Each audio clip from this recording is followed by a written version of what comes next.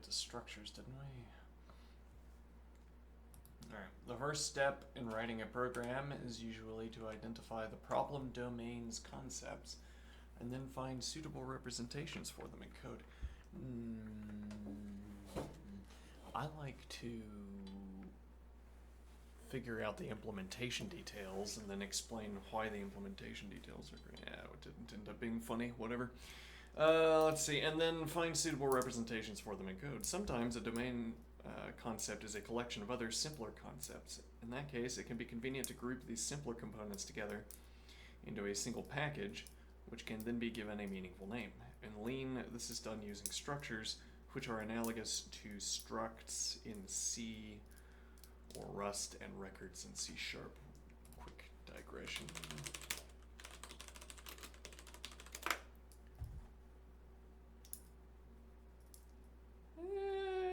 Analogic.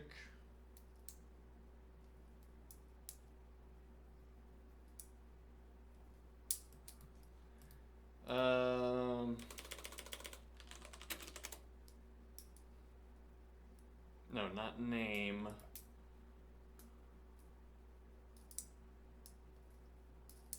me see.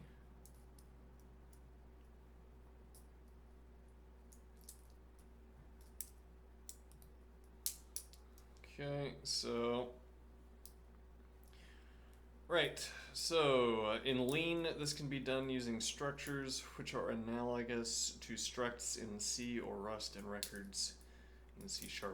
Defining a structure introduces a completely new type in Lean that can't be reduced to any other type. This is useful because multiple structures might represent different concepts that nonetheless contain the same data.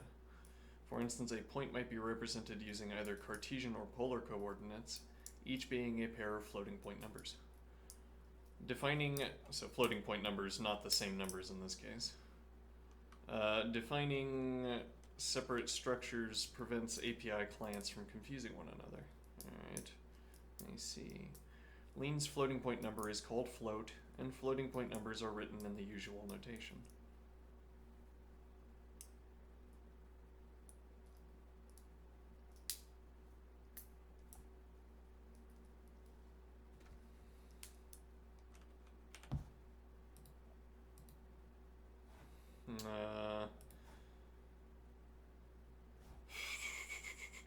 Yeah, I don't want to keep things open in the background. Let's...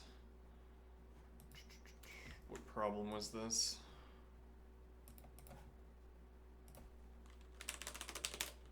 Yeah.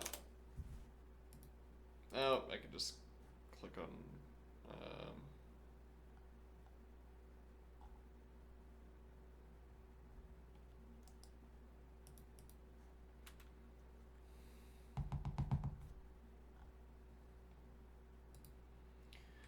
3341.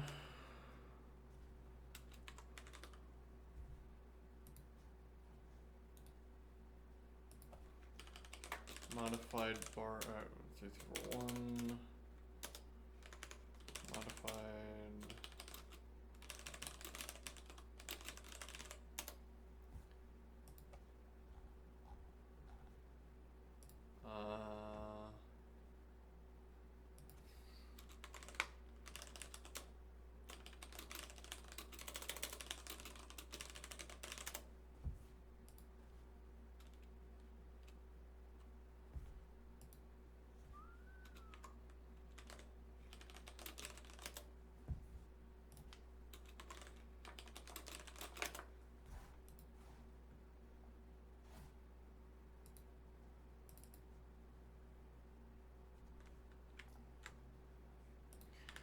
Okay.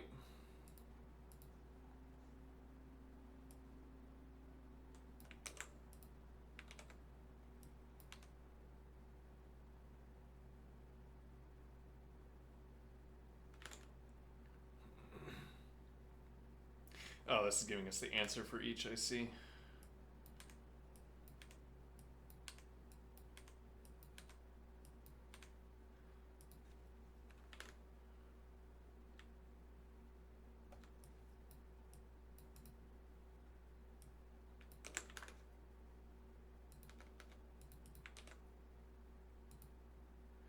1.2 is a float. This is a float. This is a float.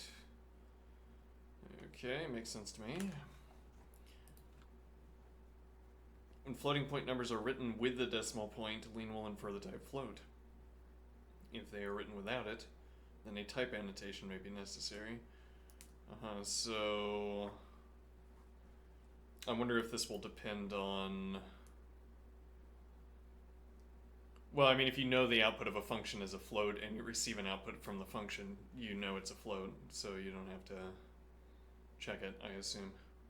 And then outside of this input-output loop, there isn't really a meaning to the question of whether the number is a float or an integer. Like, is 0 a float or an integer? There isn't an answer to that question outside of some context that gives you an answer. A Cartesian point is a structure with two float fields called x and y. This is declared using the structure keyword.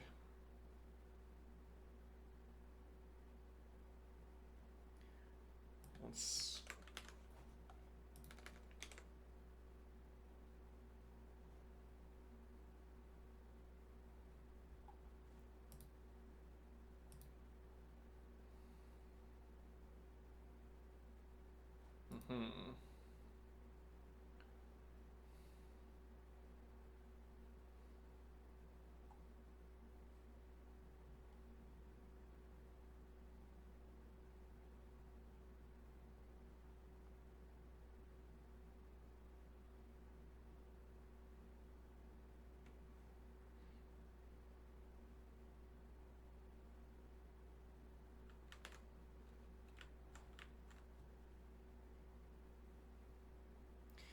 After this declaration, point is a new structure type. The final line, which says deriving repr, asks Lean to generate code to display values of type point.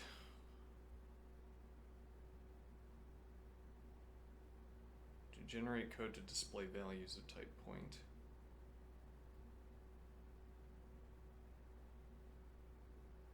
This code is used by eval to render the result of evaluation for consumption by programmers.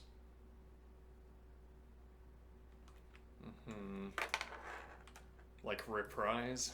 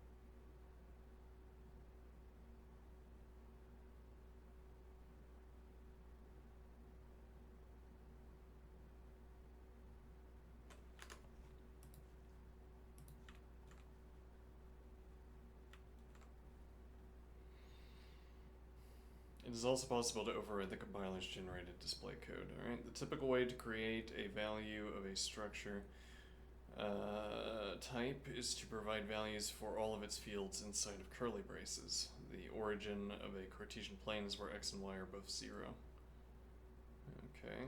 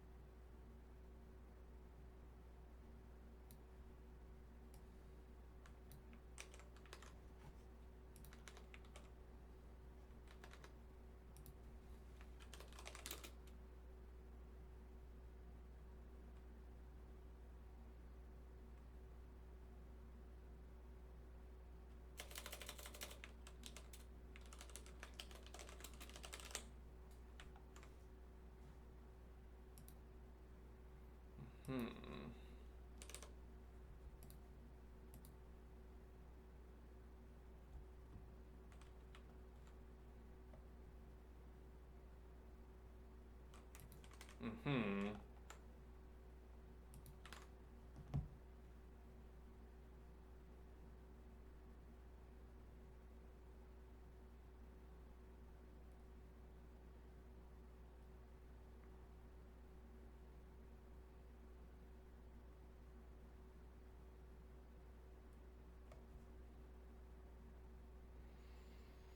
Okay, so this is about being able to leave myself notes, though I assume once they add lean to leak code, we would omit this.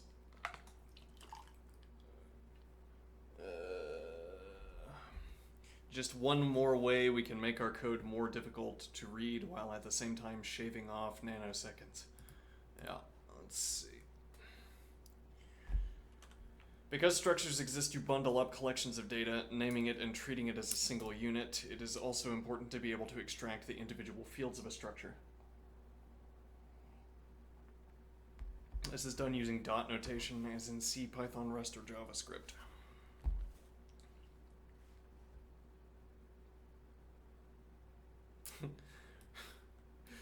Could you rewrite this book except any time that the author mentions that this uses a similar notation style, include every language?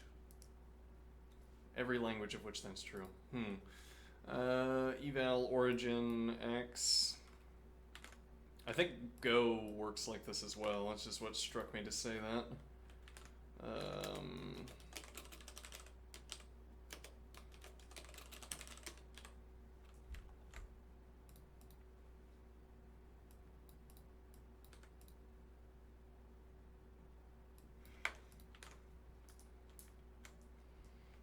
This can be done to define functions that take structures as arguments. For instance, the addition of point. This can be used to define functions that take structures as arguments.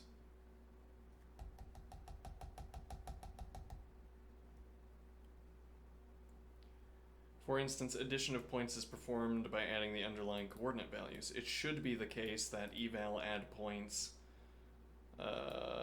x equals 1.5, y equals 32, x equals -8, and y equals 0.2 yields x equals -6.5, y equals 32.2.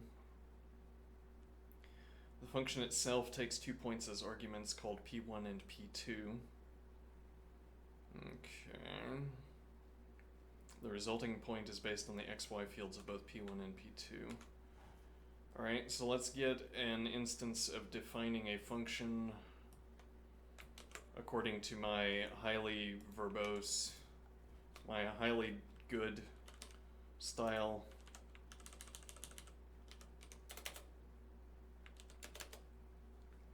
Alright, so we're gonna define add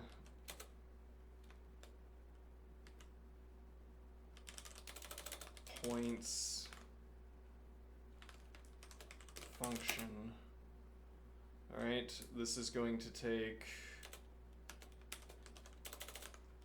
argument. So we could do 2 tabs, for instance. Nah, we'll do argument 1.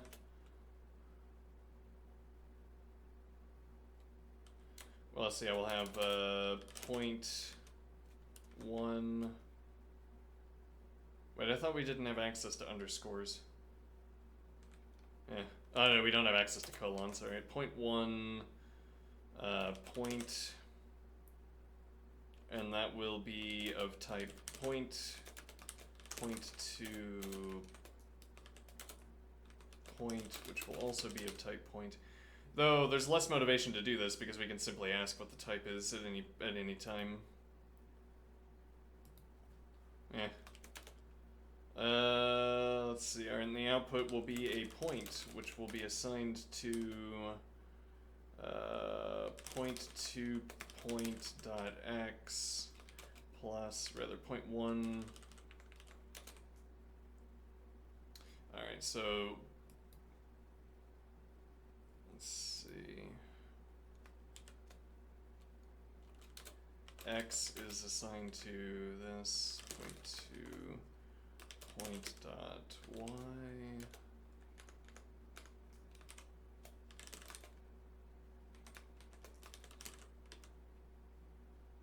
Y plus.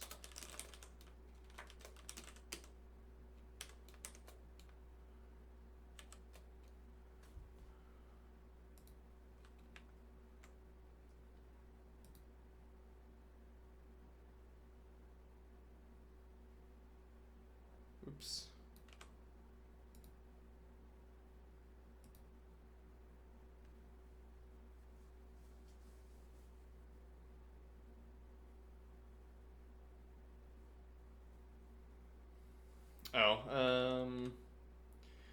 So here we have a comma. Is that required?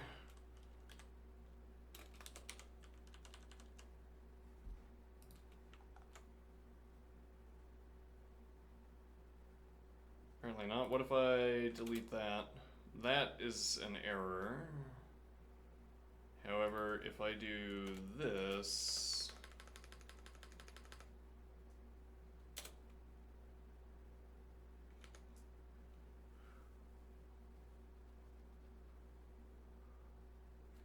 so there's some relevance to spacing. There's some syntax relevance to spacing.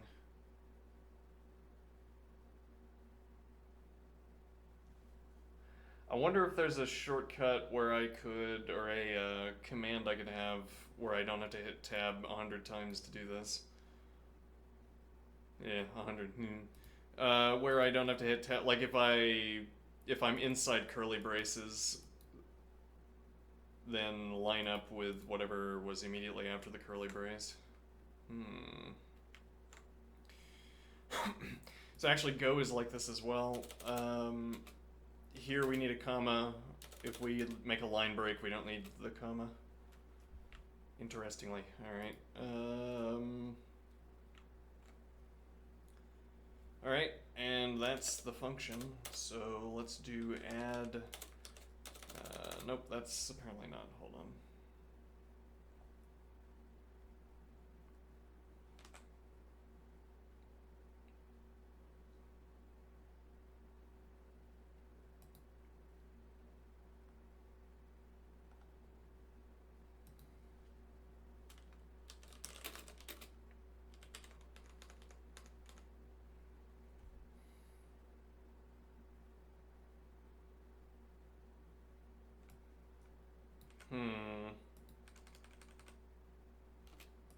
Maybe I do need a comma?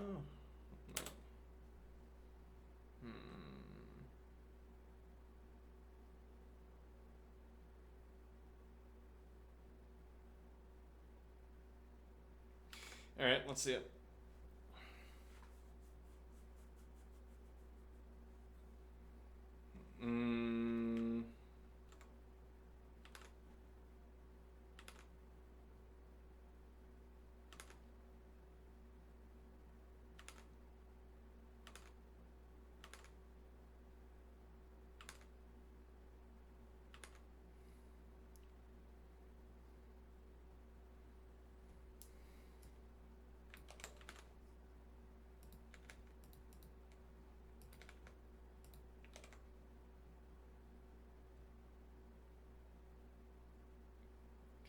Okay, so this doesn't trigger an error, notably.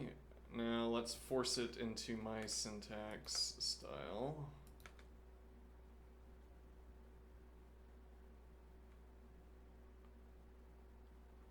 Okay, still no error.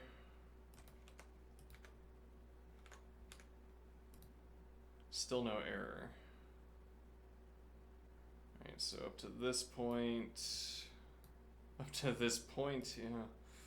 Oh,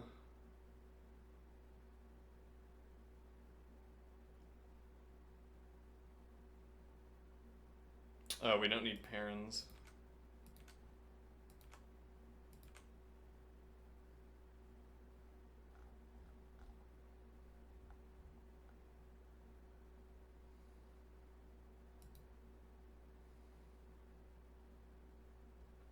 X assigned to, X assigned to.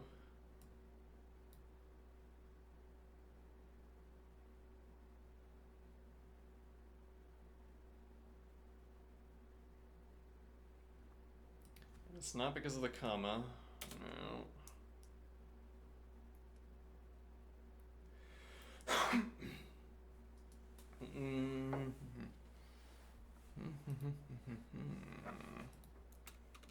And presumably not because of that. No, yeah, not because of that. Okay.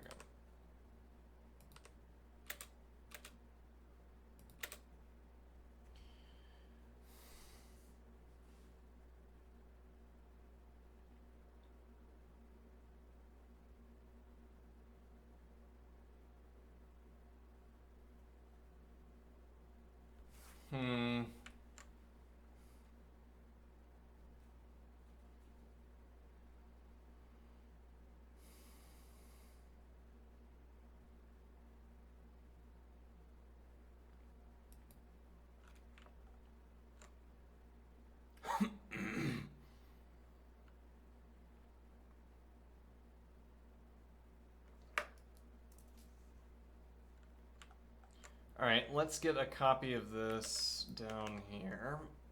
Okay.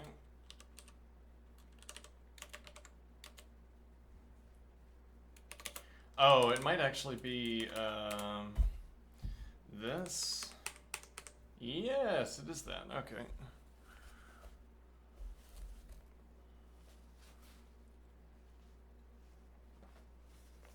All right, so we don't have to use commas if we insist on our lineation style.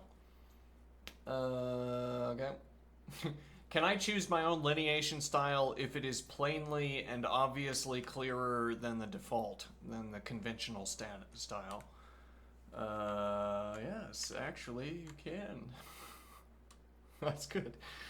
All right, similarly, the distance between 2 points, which is the square root of the sum of the squares of the differences of their x and y components, can be written in this fashion.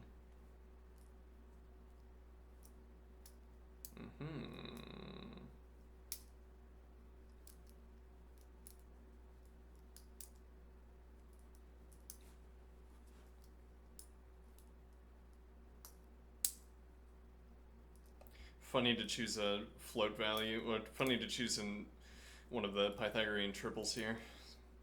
Some math humor.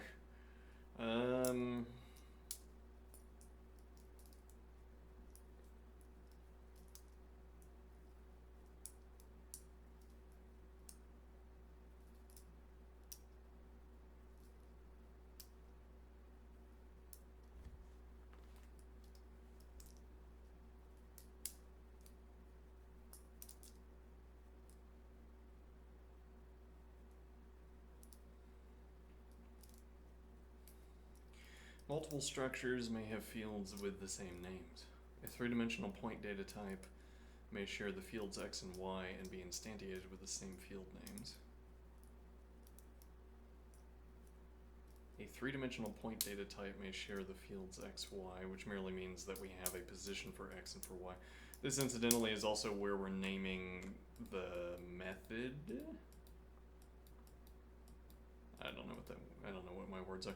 This is also where we're naming the dot notation that we would be using to pluck out the point from the struct.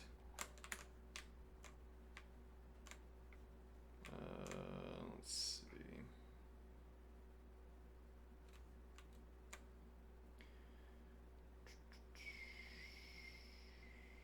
This means that the structure's expected type must be known in order to use the curly brace syntax. If the type is not known, LEAN will not be able to instantiate the structure. For instance, check curly brace x equals 0, y equals 0 leads to an error. Alright.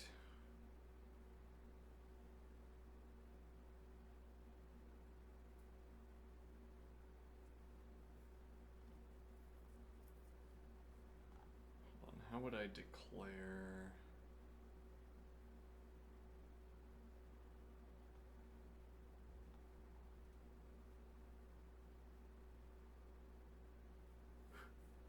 Never mind.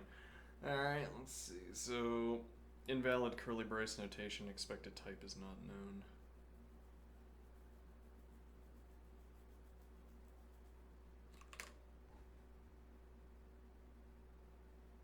And the point is that I could have an additional struct. Yeah, this is kind of an odd example to use because the reader might say, well, but this has 3. It's true that you have x and y, but this has 3, so there is a way of distinguishing between point 3D and point. Right, but the point is that I could also have I could also have struct, structure,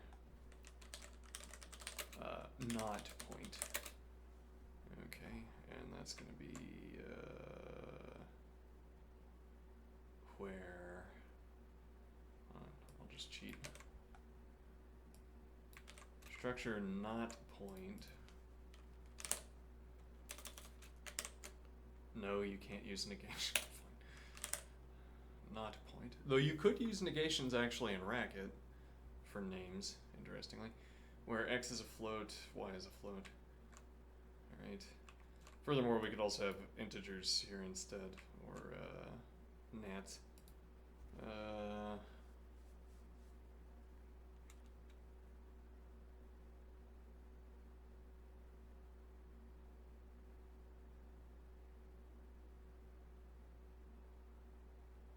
So this would have the same x, y, and so if I say check x, which is assigned to 0.0, and y, which is assigned to 0.0.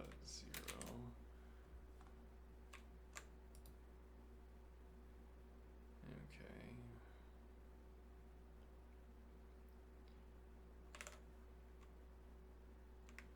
I need a colon. Okay, so if I do this, then I do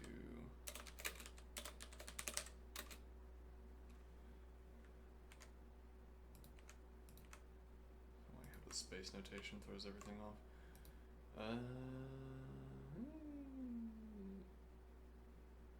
Well, it also auto indents so that if I hit enter, that's an error.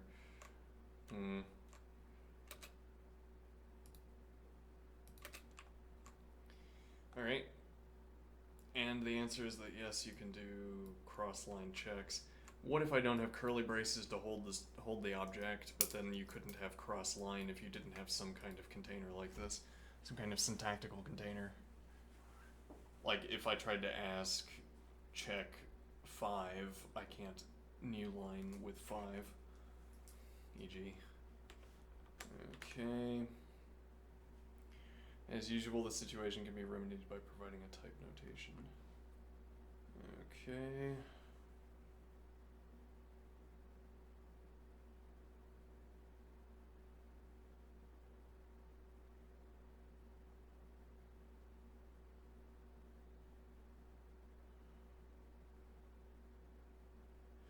To make programs more concise, LEAN also allows the structure type annotation inside the curly braces.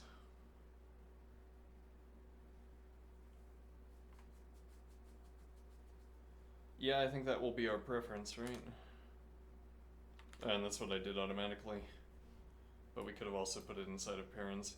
Yeah, I don't quite understand how parens... Can I get an overview of what role parens serve?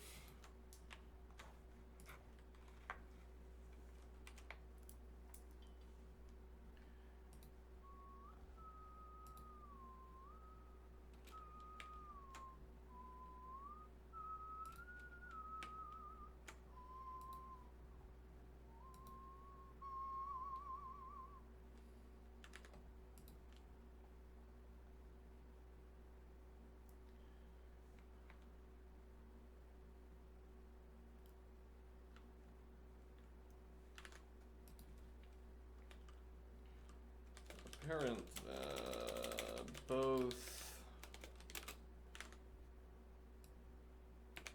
this format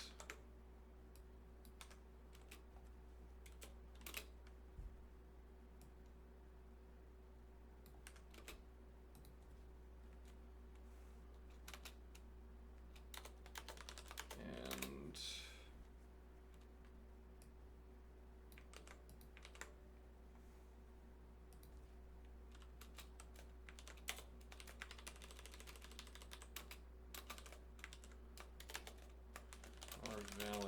instructions.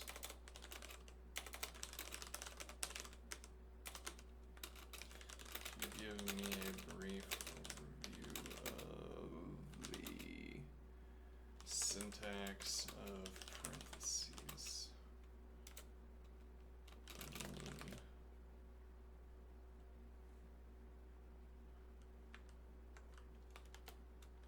In particular, what role are parentheses?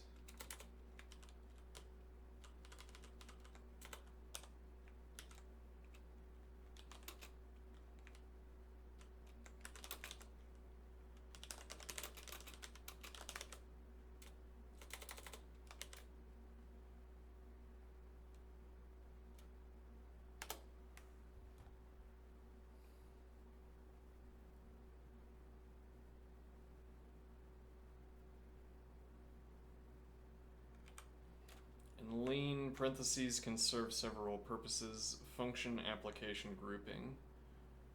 Okay, so here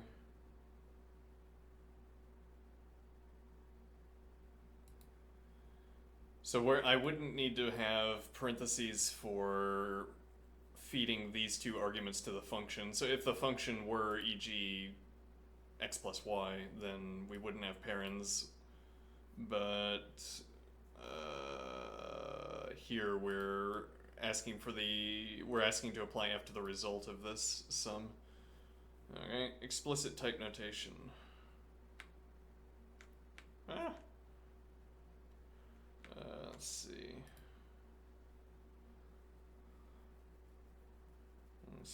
X nat means x is of type nat. Grouping expressions, type coercion / annotation. Okay, so it's not merely annotation, it's also type coercion, reinterpret or enforce the expression that E has type T. Okay. The last one is what is happening in our example. I see. So we're making it to be the case, which there wasn't an answer before, notably. But this,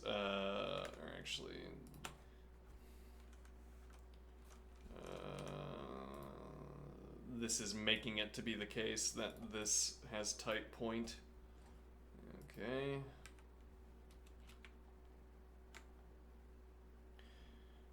Structure literal with type annotation. Let's compare the two forms.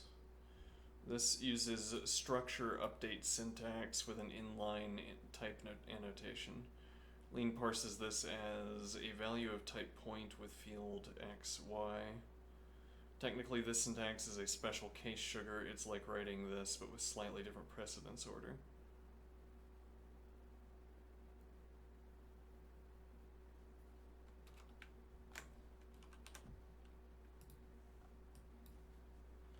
Is syntactic sugar less efficient than regular sugar? Oh no.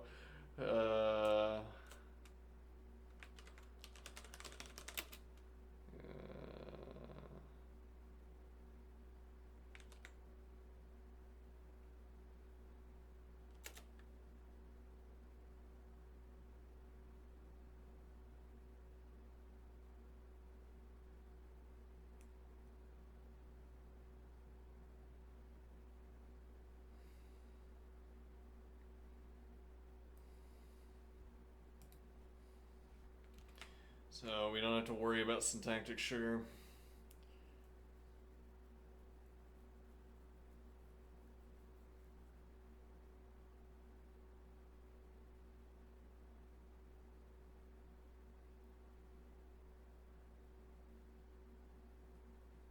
Yeah, so it's really just a restatement, an alternative form.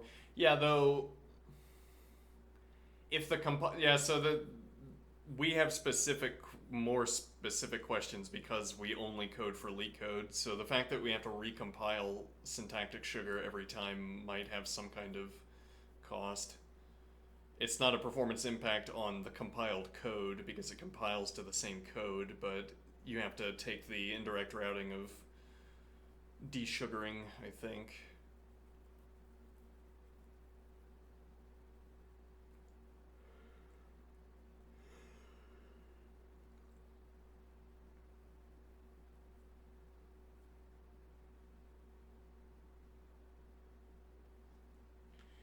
Okay.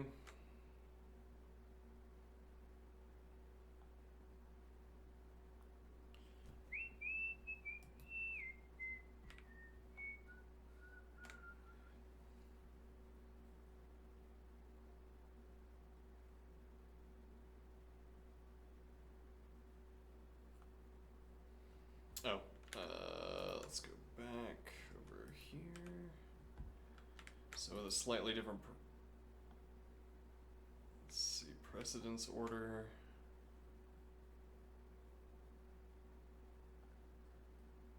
Okay, with parentheses, check, parentheses, curly brace, point.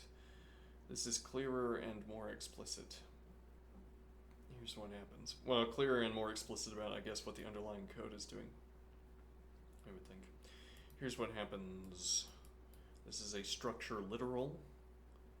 This is a type coercion. The whole expression is wrapped in parentheses so that the point applies to the entire structure. This is the preferred way to annotate the type of a complex expression. Without the parentheses, you could accidentally apply the type coercion only to the last field. Ooh. Interesting. We would otherwise have to do. Actually, I'm not sure what you'd have to do. Maybe, actually, we might be able to do this and then say.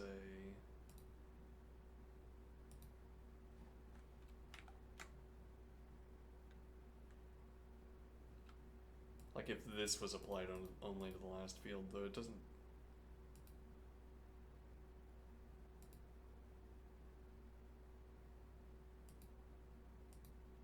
Doesn't seem to be confused by this, though. Maybe, I don't know. Okay. This is the preferred way to type. Annotate the type. Lean might misinterpret the parsing if the structure is more complex. In your second example, parentheses are grouping the structure literal so that the type annotation applies to the entire object, not just part of it. This makes the expression unambiguous and is generally the safer style when applying type to compound expressions. Lean uses E-type not just to state types, but also to coerce E as a value of type T if needed.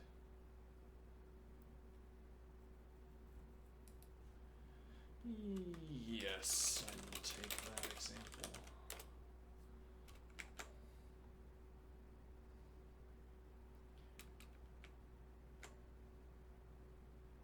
So here's a minimal example that shows how omitting parentheses in a type annotation can lead to incorrect or surprising parsing. Let's define a structure first. Structure point where x float, y float. Now compare these two expressions. Version 1 parentheses correct. Okay, this correctly creates a point and annotates the entire. Yeah, so this is what we were trying to generate. And maybe we succeeded. This looks like the same thing, but it's not parsed the same way. Yeah, well, though my thought here was that we would get some kind of error. Well, so yeah, some kind of error with the point being that this isn't a point any longer because a point is.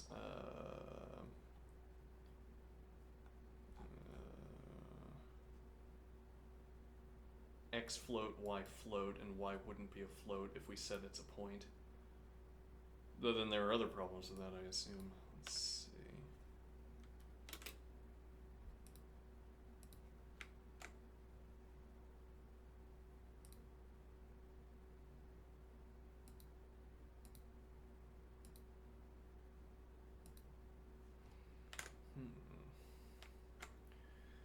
The field y is being given the value 0.0 point, but that makes no sense because 0.0 is a float and you're coercing it to point, which will fail.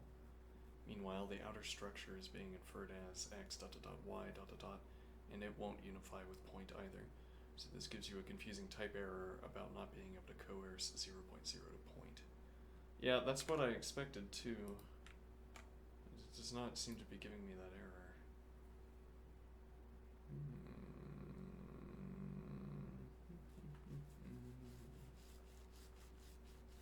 Well, what happens if I try to do, so let's def point to be x is assigned to 1.0, y is assigned to 1.0 also.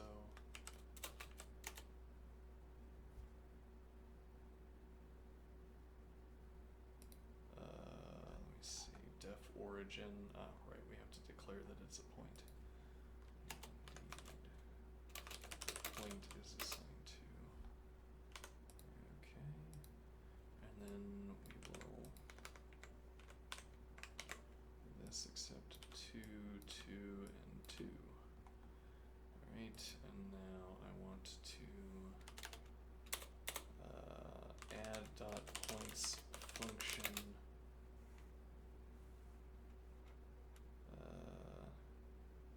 point 1 point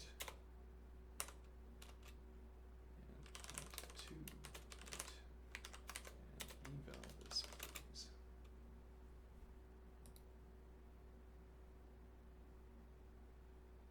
Okay, however, if I do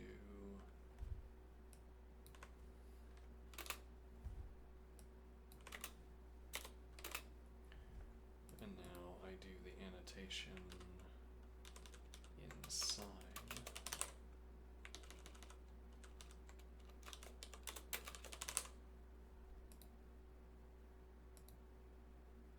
Yeah, so it appears that they've collapsed this or something, or they've improved the inference system. I don't know, because this isn't causing any problems. We're even up to the point of feeding these 2 points into a up to the juncture of feeding these 2 points into a function, we don't get any kind of error. Okay. But, let's see. Well, and this is the same thing that the author said, so the author's also out of date. Supposing this is an out of date question. Let's see.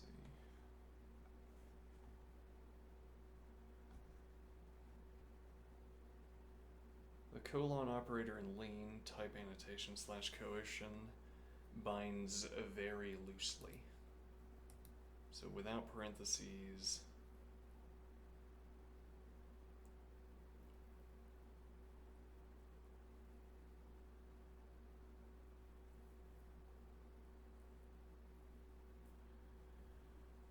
this, which is what we just typed in for our intentionally messed up point.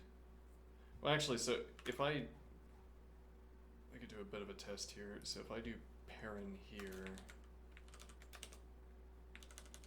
yeah, so this isn't a point, this raises an error.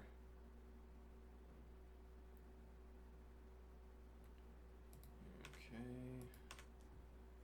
Yeah, so it looks like they've changed this since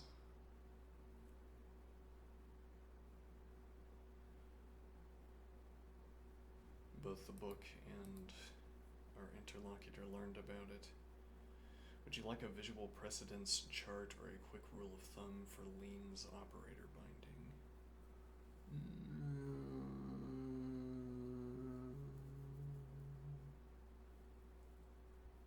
Let's sit on that for a moment. Alright, so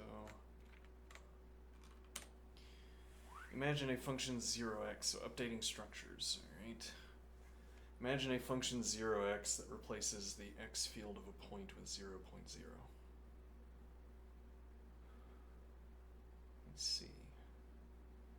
In most programming language communities, this sentence would mean that the memory location pointed to by x was to be overwritten with a new value. However, LEAN is a functional programming language. In functional programming communities, what is almost always meant by this kind of statement is that a fresh point is allocated with the x field pointing to the new value and all other fields pointing to the original values from the input.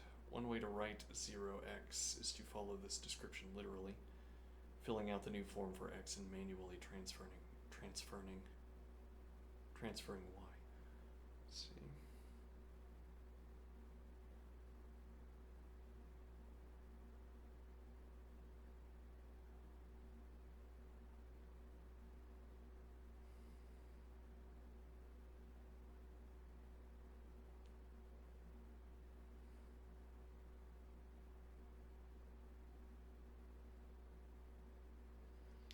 def 0x, which takes as input p, which is a point, and outputs a point. Okay. I'm always saying assigned to for colon equals. I don't know if that's correct, but that's what we're saying.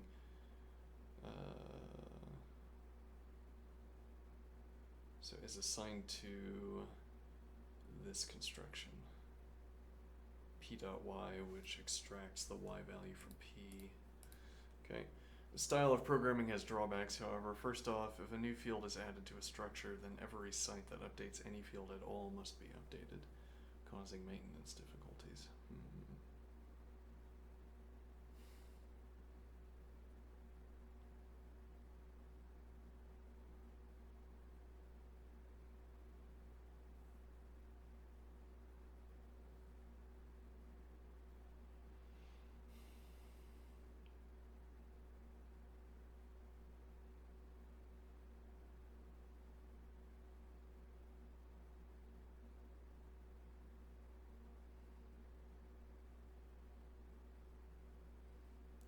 So the point would be that if we added a new field to the point structure, who knows why we would want to do such a thing? I guess we could color them with booleans. Very well, we add a color to our points. Okay, and now the red-black coloring, yes. So then what is the idea?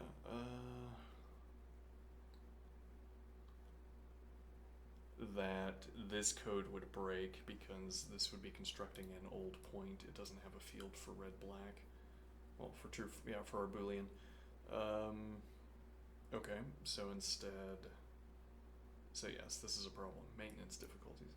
Secondly, if the structure contains multiple fields of the same type, then there is a real risk of copy-paste coding leading to field contents being duplicated or switched. If the structure contains multiple fields with the same type, risk of copy-paste coding leading to field contents being duplicated or switched. Which merely observes, that I think, that if you're gauging whether you've, like if I paste half of a field and I have multiple arguments of the same type, if I have multiple fields of the same type, I might misalign my copy and pasting so that I double paste or underpaste.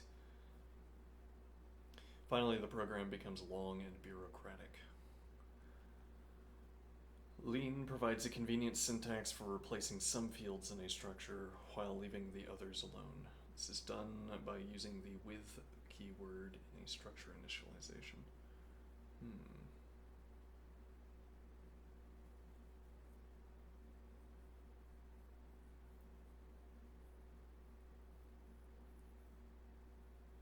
Provides a convenient syntax for replacing some fields in a structure while leaving the others alone. This is done by using the with keyword in a structure initialization. The source of unchanged fields occurs before the with.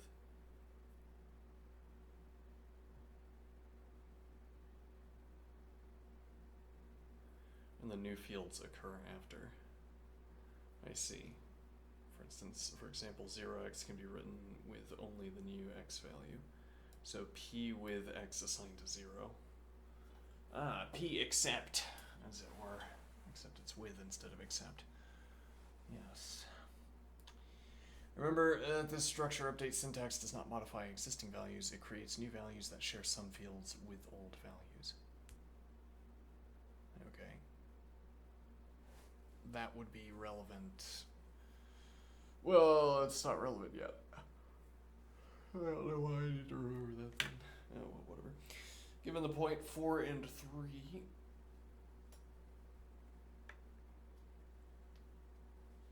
let's see. Define 4 and 3, which is a point. So this is defining an instance. Okay. A point that has the coordinates 4.3 and 3.4. Evaluating it, and then evaluating an update of it using 0x, then evaluating it again. again yields, then evaluating it again yields the original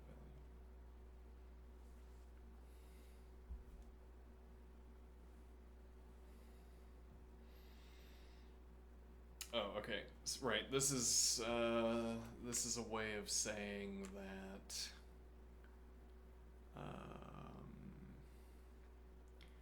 as it were, 0x, 4, and 3 is the new name for this point.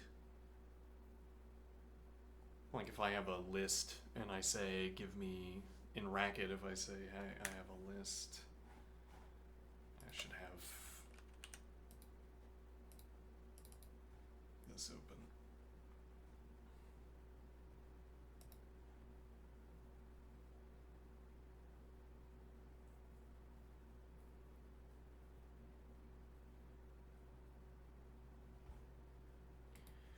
So if I have define a list 1, 2, 3, and I say CDRB, rather CDRA,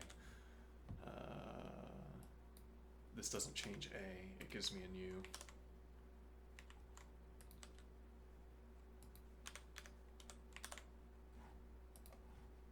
Okay, because it doesn't update, I'd have to do set instead, except that there won't be set in Lean because it's purely functional. But what if we didn't have it purely functional and we just took a little bit of just a little bit of non-functional program? Think of the efficiencies we could gain. One consequence of the fact that structure updates do not modify the original structure is that it becomes easier to reason about cases where the new value is computed from the old one. All references to the old structure continue to refer to the same field values in all of the new values provided.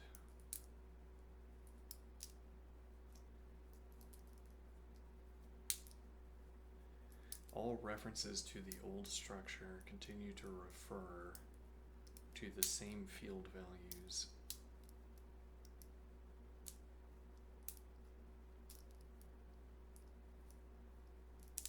This sentence doesn't make much sense to me.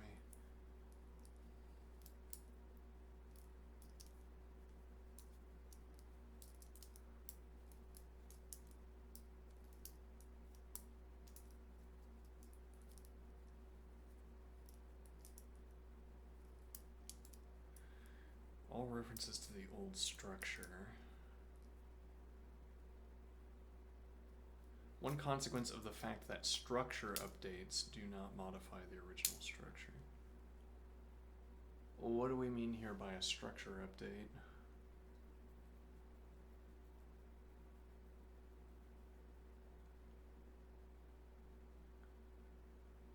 Does this mean updating an instance of a struct, or does this mean changing the meaning of the struct?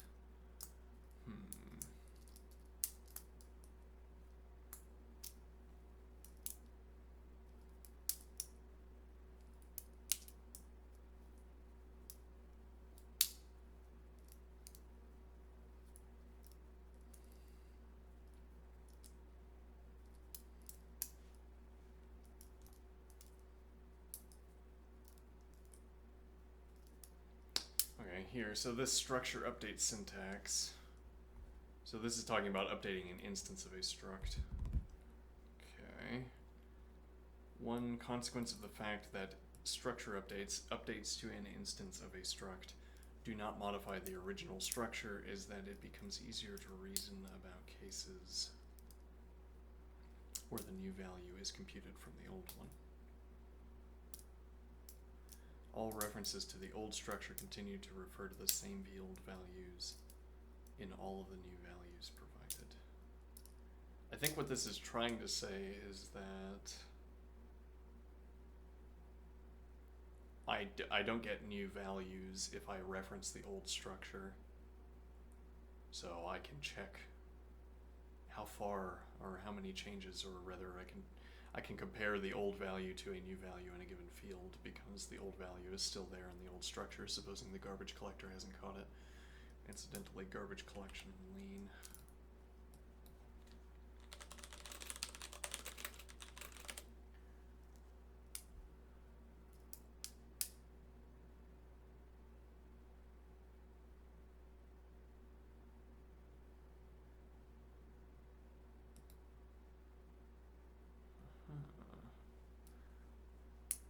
LEAN4 keeps track of how many other values are referencing a particular piece of memory. When a value's reference count reaches 0, it means no other part of the program is using it and the memory can be reclaimed. Immutability and functional programming. LEAN4's memory management system is well suited for purely functional programming because it is less concerned with cycles and data structures, as immutable data structures inherently do not have cycles. You get to the end and then you have a new data structure. Huh. Functional but in place. LEAN4 introduces the concept of functional but in place, which allows for in-place updates to arrays when their reference count is 1.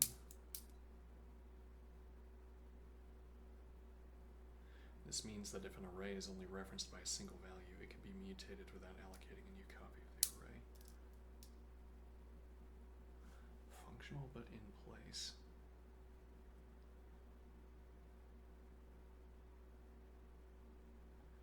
If there's only one reference to an array, well, so the point of functional programming is to avoid mutation introducing a cloud of unknowing around the meaning of a variable or its role in a function. But if only one references, I see, then there can be no confusion. Optimizations. The reference counting system allows for optimizations like destructive updates where memory can be directly reused instead of being copied, and optimizations based on the resurrection hypothesis that allow for pure code to perform destructive updates. Don't need to know that. Alright, reference counting. Coupled with the optimizations enabled by FBIP can lead to performance gains compared to traditional tracing garbage collectors. Okay. Reference counting and dealing with large Okay. Interesting. It is indeed garbage collected, yes. Let's see.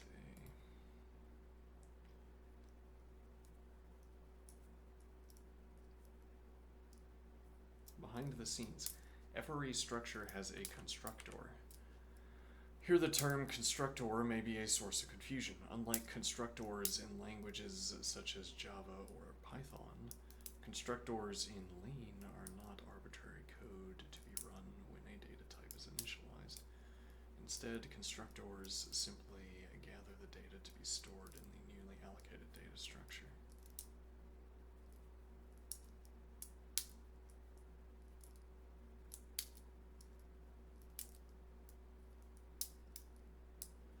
Unlike constructors in languages like Java or Python, constructors in LEAN are not arbitrary code to be run when a data type is initialized. Instead, constructors simply gather the data to be stored in the newly allocated data structure. It is not possible to provide a custom constructor that preprocesses data or rejects invalid arguments. Yeah, so I don't know Python. Yeah, well, we should probably... Yeah, learning Python, if for no other reason than that you facilitate learning any other language, not because Python is like Latin to French, but rather because Python is like a good book, classic literature that everyone references. Let's see. So I don't know how constructors work in Python, so this is gibberish to me, alright? By default, the constructor for a structure named S is named S. Make, I suppose. Here, S is a namespace qualifier, and mk is the name of the constructor itself. Instead of using curly brace initialization syntax, the constructor can also be applied directly. Okay. So point make. However, this is not generally considered to be good LEAN style, and LEAN even returns its feedback using the standard structure initializer syntax. Okay.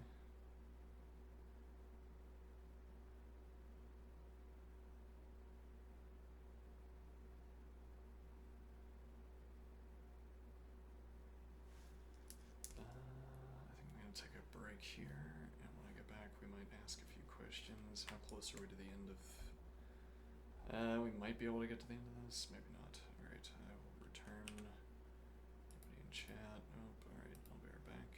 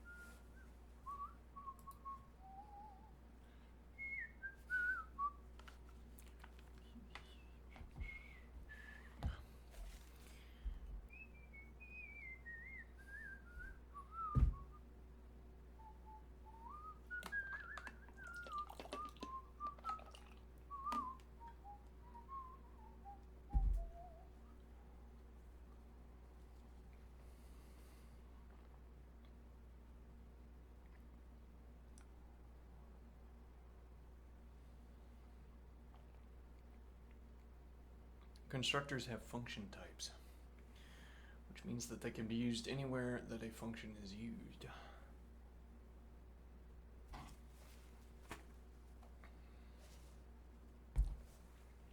For instance, pointMake is a function that accepts two floats, respectively x and y, and returns a new point. So this is saying, hold on, if I do check point.make rather, is this an error? No.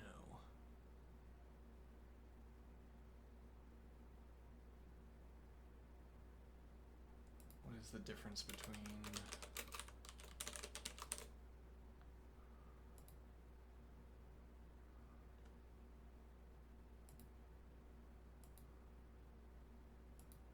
perhaps if I had accepted the offer of visual precedence chart or quick rule of thumb for Lean's operator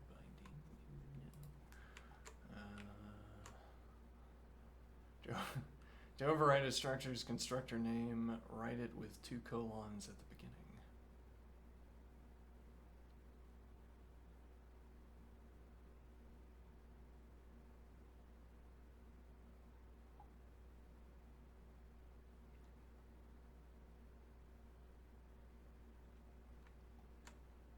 To use point.point instead of point.make.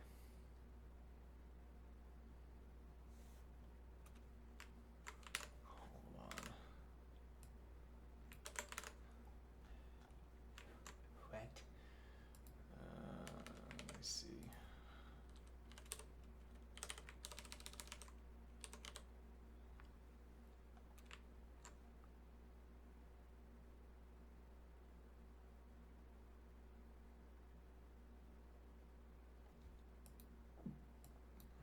Additional field for overriding optional argument.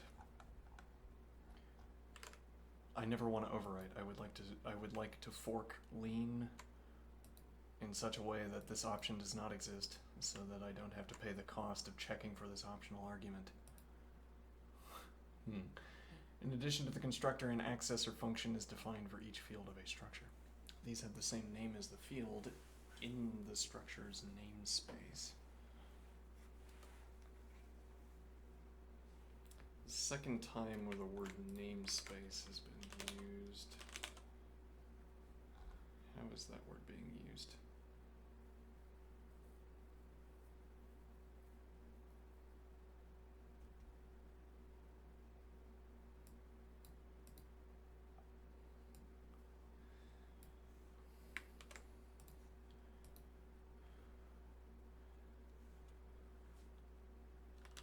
No.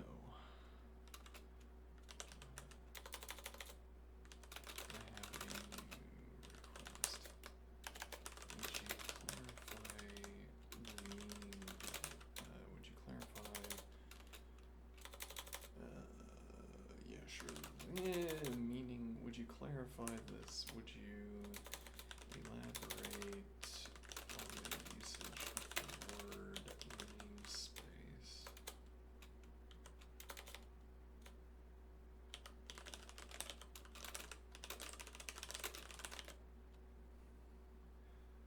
Actually,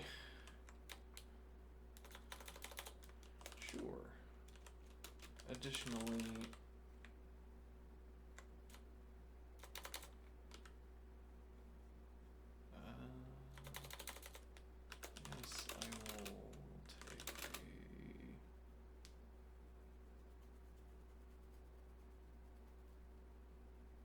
I don't know, I have to learn how to say no. No.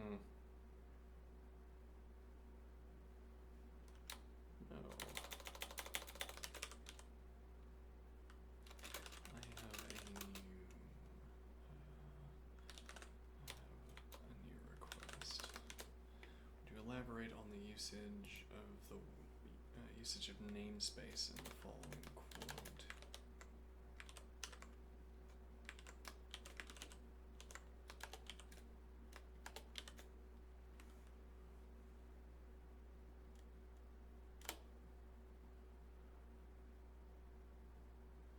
namespaces and qualified names. Let's take the quote you gave and unpack it. By default, the constructor for a structure named S is named SMake. Here, S is a namespace qualifier, and make is the name of the constructor itself. What is a namespace in LEAN? A namespace is LEAN's way of organizing names to prevent conflicts and control visibility. Think of it as a folder or module. Okay. So this is like the environment, maybe.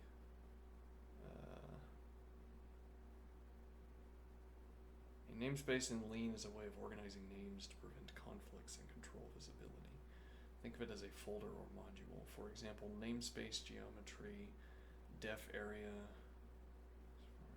pi r squared here, right, and then into geometry. Now outside that namespace, the function is known as geometry.area.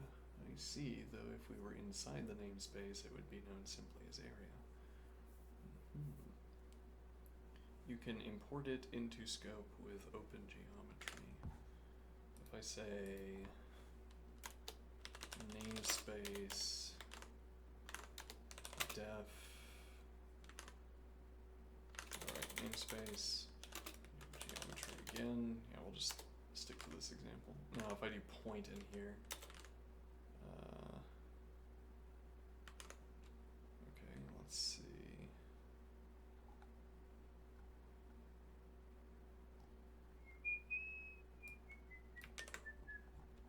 So would this be like a geometry struct? That doesn't trigger an error in geometry. Alright, and now if I want to say geometry.point, let's see, def point 3 geometry.point,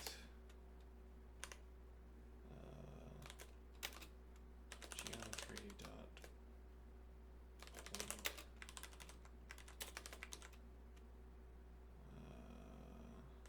assigned to 2, x is assigned to 5, y is assigned to 5.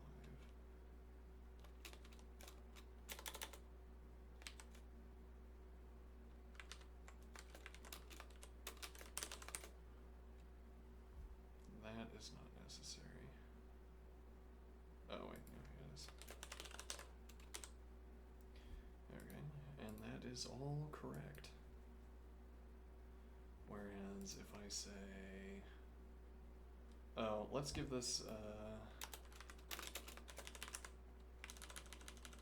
okay, and now we will give z is assigned to 5, okay, and now if I say,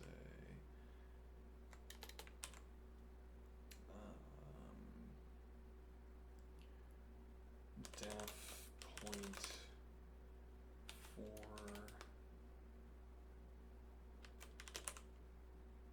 point, and I say point is assigned to 2,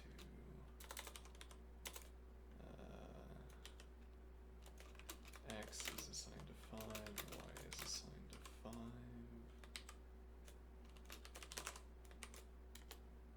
Okay, and that gets an error.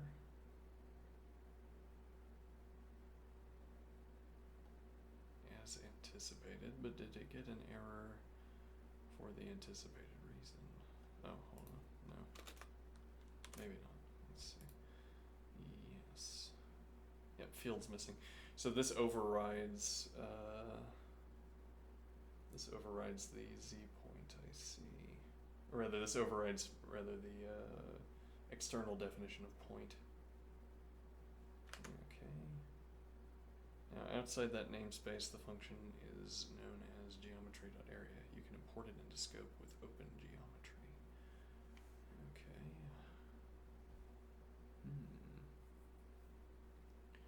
How does this apply to structures?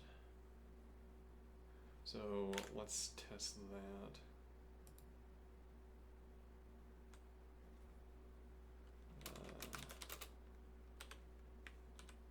Okay, and now I'm going to say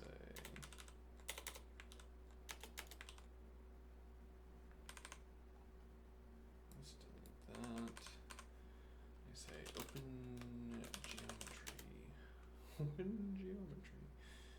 And now I say def point. Okay, but now are we going to get a conflict? I wonder. Def point 5 geometry dot point, but I am merely going to say point is assigned to x equals 5, y equals 6, z equals 7. Point. Now, ambiguous possible interpretations, root point or geometry point. So it is an error, but it's a special kind of error. Okay. Whereas if I rename this, let's see, structure point 2.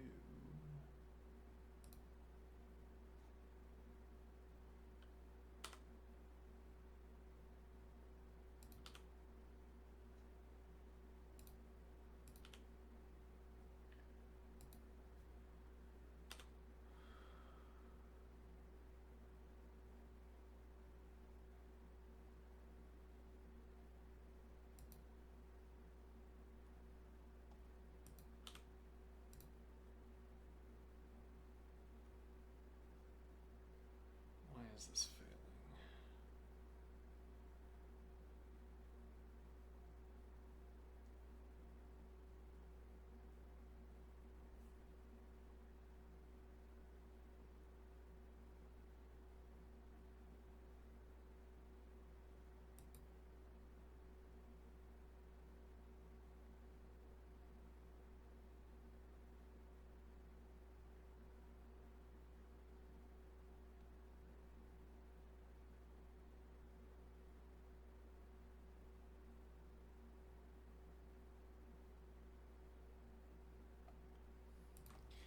Does this change if I do geometry point 2? No. Oh, these are not equal, right? Okay. So now we get to test something additional. Okay, so I can say geometry point 2, but I can also say point 2. Okay. How does this apply to structures? When you define a structure like structure point, where x float, y float, Lean automatically defines a constructor for point, which is called point make. The fields x and y, which are projections. The fields x and y, which are projections and live under. There's a little bit of grammar issue here. Lean automatically defines a constructor and the fields x, y. No, okay, I see. Lean automatically defines the fields x, y, which are projections and live under the global namespace unless hidden. Okay. Projections might be a set theoretic term. I seem to recall that from somewhere. Here point.make is a qualified name. Point is functioning like a namespace. Make is the actual name of the constructor. I see. It's asking us where to look for this make function.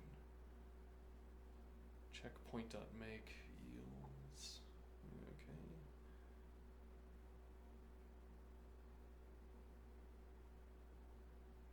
Why does Lean do this? Because structures are often part of larger logical hierarchies and you don't want every types constructor to be called just make. And you don't want every types constructor to be called just make. That would collide, so Lean gives each constructor a name of the form. Okay, this keeps the global namespace clean. Very well. What does S as a namespace qualifier mean? It means that when you see s.make, you are accessing make from within the namespace associated with S, which in this case is not an explicitly declared namespace, but a name-qualified construct. Okay, if you wrote structure S where, then S implicitly creates a namespace for the structure's internal components, and it is within that structure. Inside that namespace, you get names like s.make. Similarly, s.x, s.y.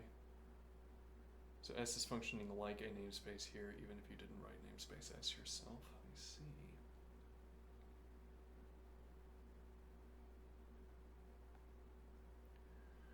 Lean uses qualified names to organize code and prevent name collisions. When you define structure S, Lean creates a constructor called SMake. Optionally, a namespace like prefix S for accessing members. Alright. This allows Lean to scale up to large formalizations without name clutter.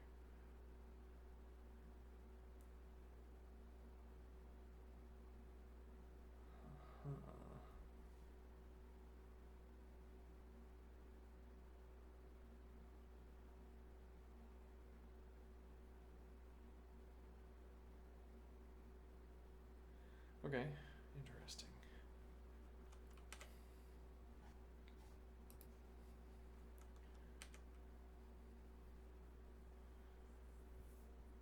Instead of using curly brace initialization syntax, the constructor can also be applied directly. Okay. Check point.make 1.5, 2.8. However, this is generally not considered to be good Lean style, and Lean even returns its feedback. Okay. Constructors have function types. Yes, actually, that's the point we got to. One moment. Alright. Let's see. To override a structure's constructor name, never going to use that. Well, maybe we will, I don't know. Well, I mean, why would we want to override the structure's constructor name if it's bad form to use that constructor name? In addition to the constructor, an accessor function is defined for each field of a structure. These have the same name as the field in the structure's namespace. For point, accessor functions point x and point y are generated. Okay. An accessor function is defined for each field of the structure, right? So point x, point y. Okay. Point x, point to float, a function. Point y, point to float, another function. In fact, just as the curly braced structure construction syntax is converted to a call to the structure's constructor behind the scenes, the syntax p1x in the prior definition of add points is converted into a call to the pointx accessor.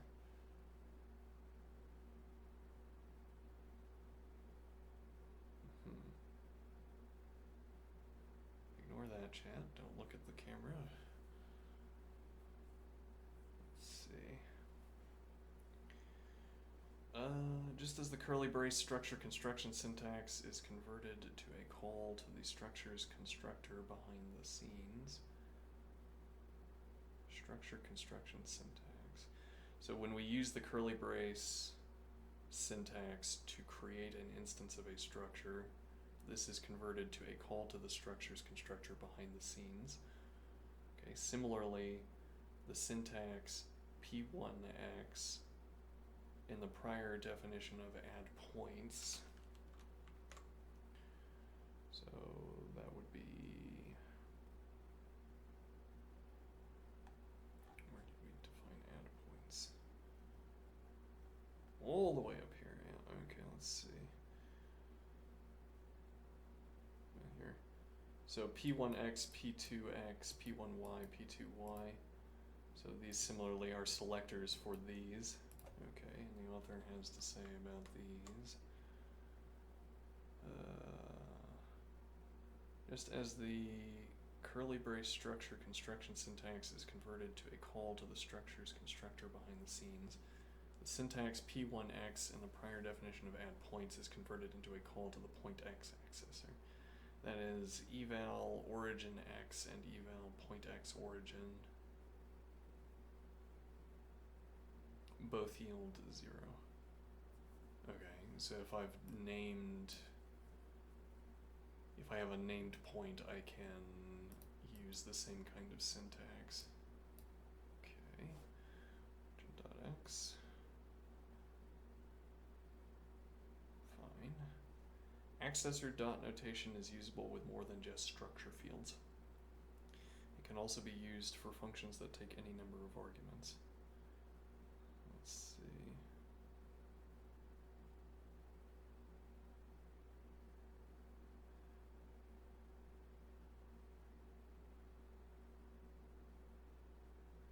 I feel like this is the same as Go, but I'd have to check that. Accessor dot notation is usable with more than just structure fields. It can also be used for functions that take any number of arguments. More generally, accessor notation is the form target F. The capitalization is, at least in Racket, this would be a way of indicating that this is talking about function arguments, as in this case, I guess. Accessor notation is the form target.f arg1 arg2. If target has type t, the function named t.f is called. So target.f, we're giving it type t, which is maybe a little bit confusing, because I might think it has something to do with the first letter of the word. Or you might want that coincidence. The function named t.f is called. Target becomes its leftmost argument of type t.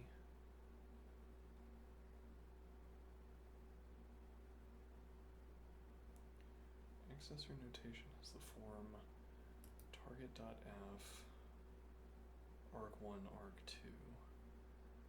If target has type t, the function named t.f is called.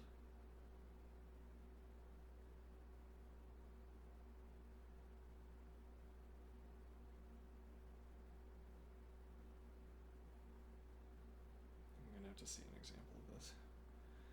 Target has type t, the function named t.f is called. Target becomes its leftmost argument of type t, which is often but not always the first one, and arg1, arg2 are provided in order as the remaining arguments. Okay. For instance, string append can be invoked from a string with accessor notation, even though string is not a structure with an append field.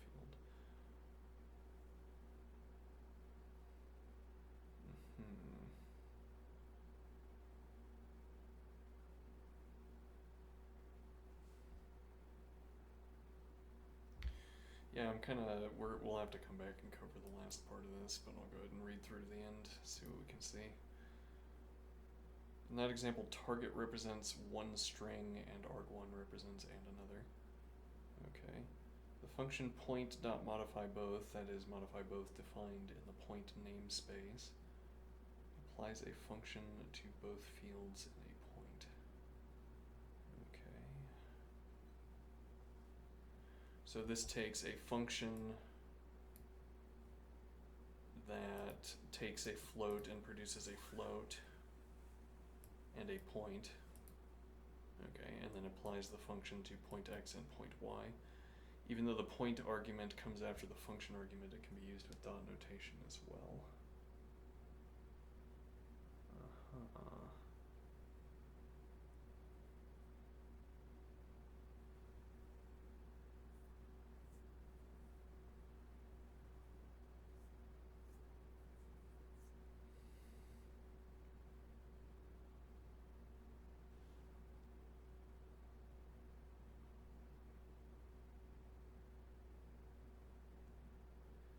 We're gonna have to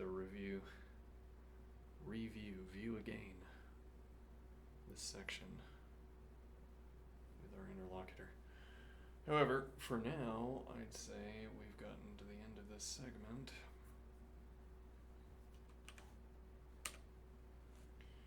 Might as well say that. Okay, and now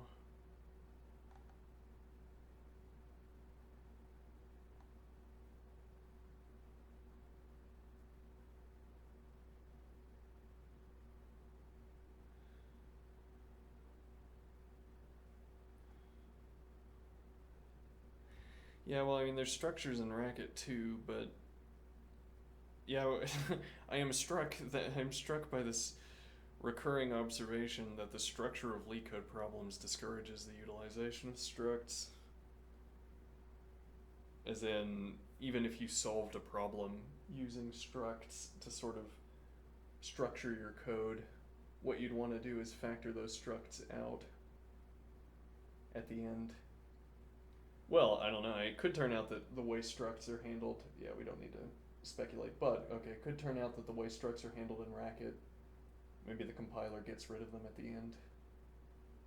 and then there would be no efficiency loss to working with structs, because it would all just turn into list and vector and etc. operations when the compiler gets a hold of it, but I don't know that. We could ask, let's see, how would we pose this question?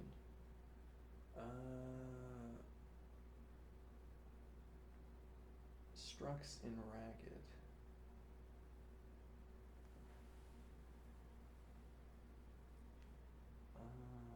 Yeah, okay. Yeah, I'll make this. And actually, we can ask this to O3 since we have O3 working with us on Ragged.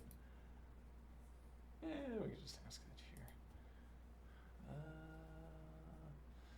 Or I can hold off. All right.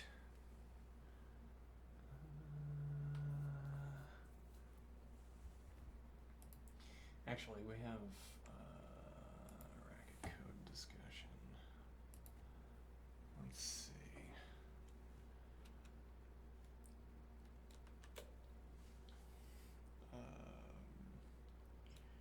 The structure of LeetCode problems. The structure, the particulars of how LeetCode parses test cases,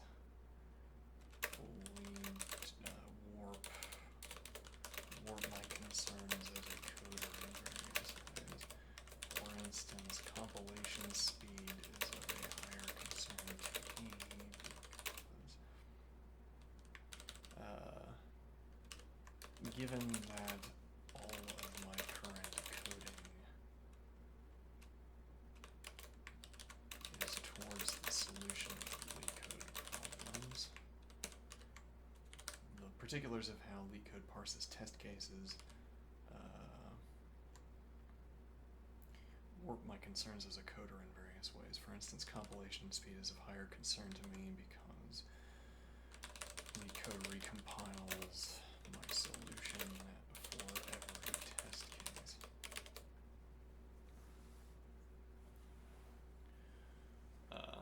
Furthermore, I have no concern for modularity or readability.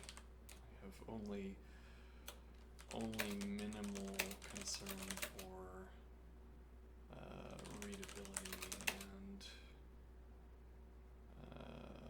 modularity, and no concern for modularity as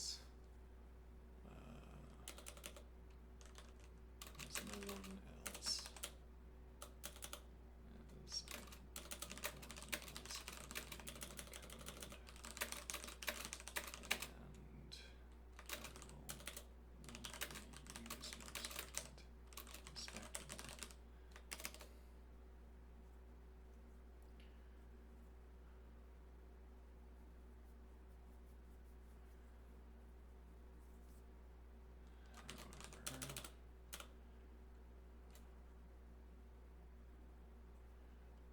pursuant to these observations.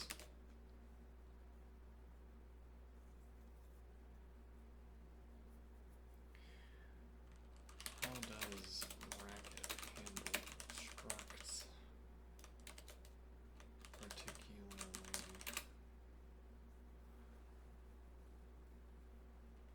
does use of structs impose an overhead impose a cost above the cost of the structures, the cost of the primitive data objects contained structures class,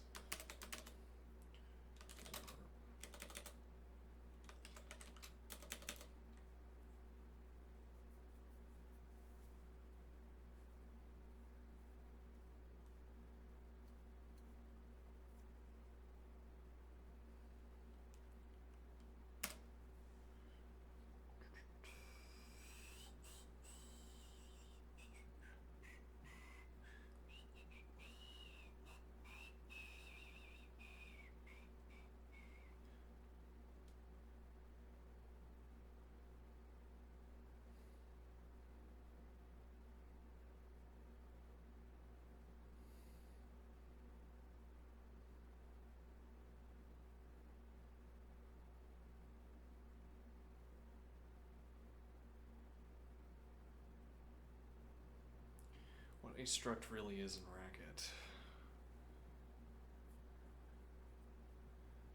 At runtime, each struct instance is one garbage collector managed block that looks almost exactly like a vector, plus one additional machine word. Let's see.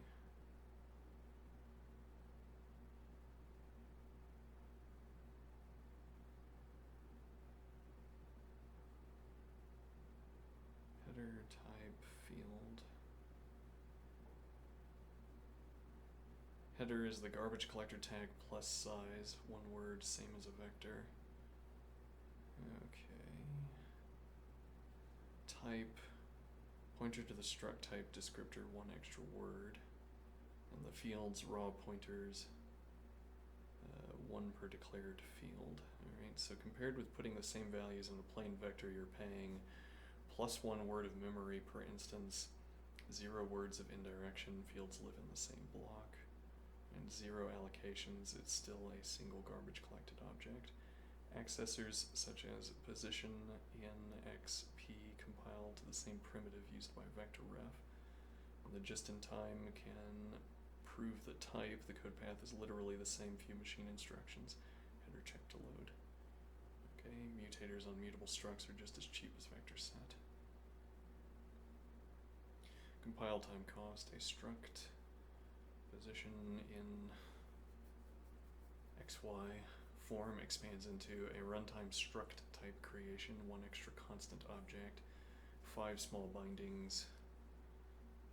Okay, that expansion is macro work done once your file is completed, rather once your file is compiled. The LeetCode harness recompiles your whole file per test case. So every form matters, but a single struct adds only a few hundred microseconds, lost in the noise next to the JIT warm-up. Okay.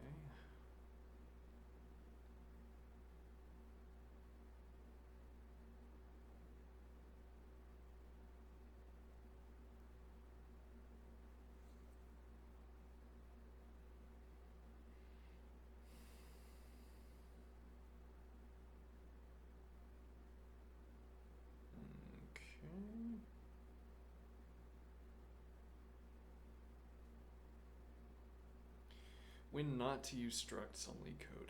Just don't ever use them. In fact, you're right, you should never use structs. Oh, that's good to hear. Situation, why a plain vector / list might beat a struct. That one word, so millions of tiny records, e.g. per pixel data, that plus one word starts to bloat memory and garbage collection time. You iterate only positionally, no readability benefit. A vector literal is shorter. Okay. So yeah, you don't iterate based on the struct entry fields, you iterate purely based on position.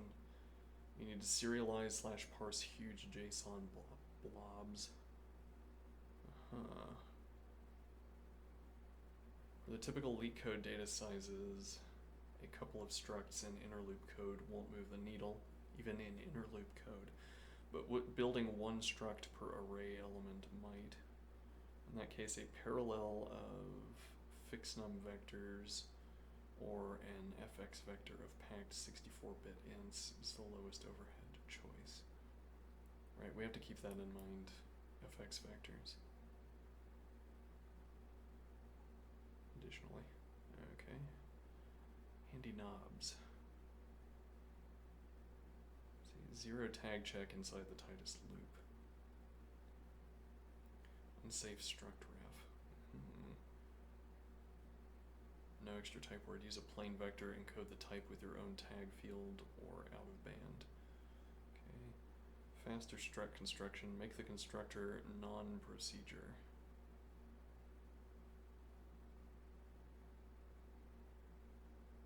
Okay. Bottom line for LeetCode, a handful of structs for bookkeeping is virtually free. Allocating one struct per element of a large input. Yeah, we're not at the point where I need to think about that, I think, because we're not yet at the point where we auto-generate structs on the basis of their position on a vector. That would be interesting. Accessor speed is on par with vectors once the jet kicks in. Alright, in short, use structs whenever they make the code clearer, even if only for you, unless profiling shows memory blowups. Then flatten to vectors. Very well. Worth knowing. Worth acting on, probably. Learn how to use structs.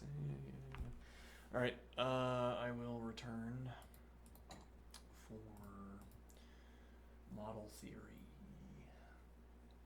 We will continue talking about whatever I want to talk about with remarks on the foundations. Okay.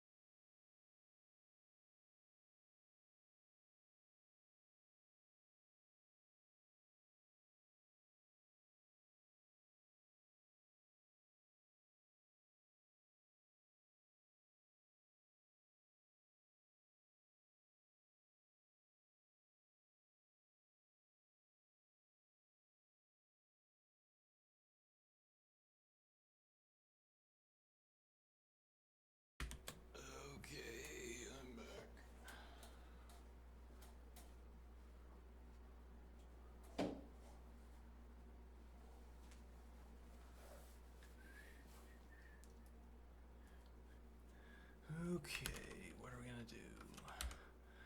What engaging activity will engage us now?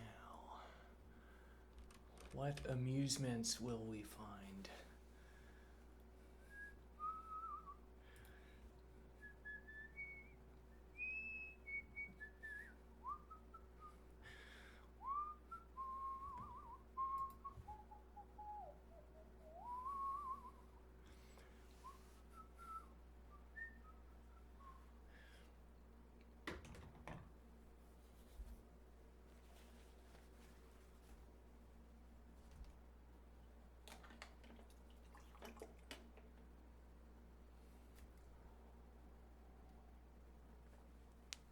Okay, so the routing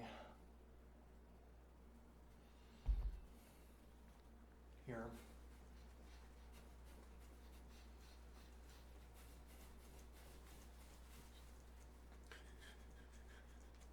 Oh, I need to make sure camera is properly aligned. Let's make sure that the text. No, it is not. Let's see. Oh, no. What about that, actually? No, margins are the same left and right. Yeah. We either shrink the camera down. I don't think reducing the size of. No, maybe. Let's see. Yes,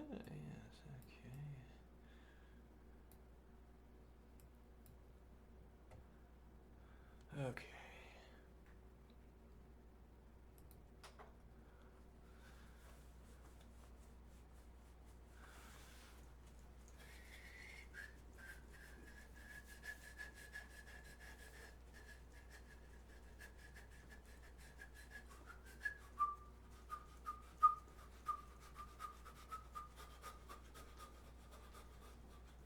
I also need to change the stream title. Yeah.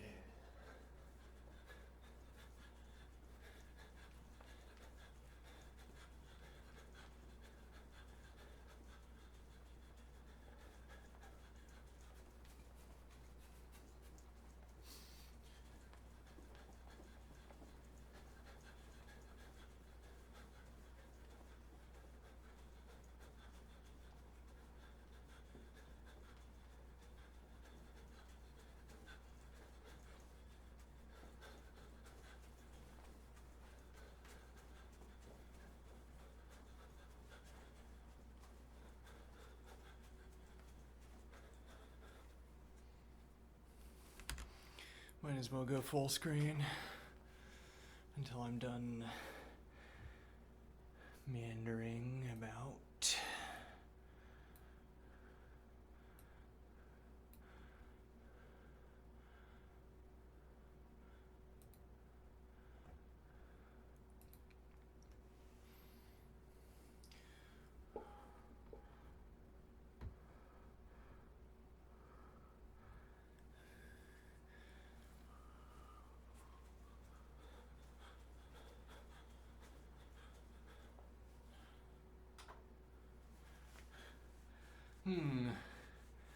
One wonders. This projects light onto the ground, projects light towards the camera, forces the camera to dim. You get less light on me. Is it better to have the screen on or off? I can't tell. I don't have access to the screen when I turn it off.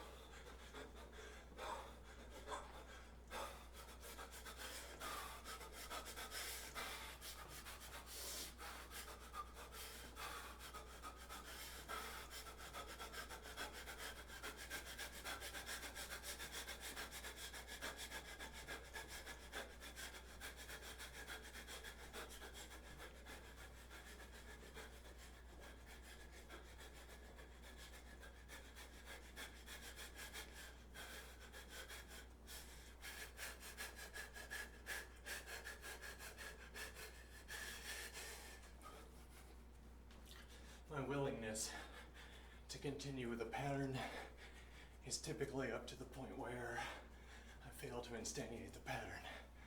What do I mean? My willingness to continue a pattern is coincidence. My willingness to continue a pattern is coincident with non-failure of that pattern. Well, but what I mean to say is that I continue a pattern, and then at some point I fail.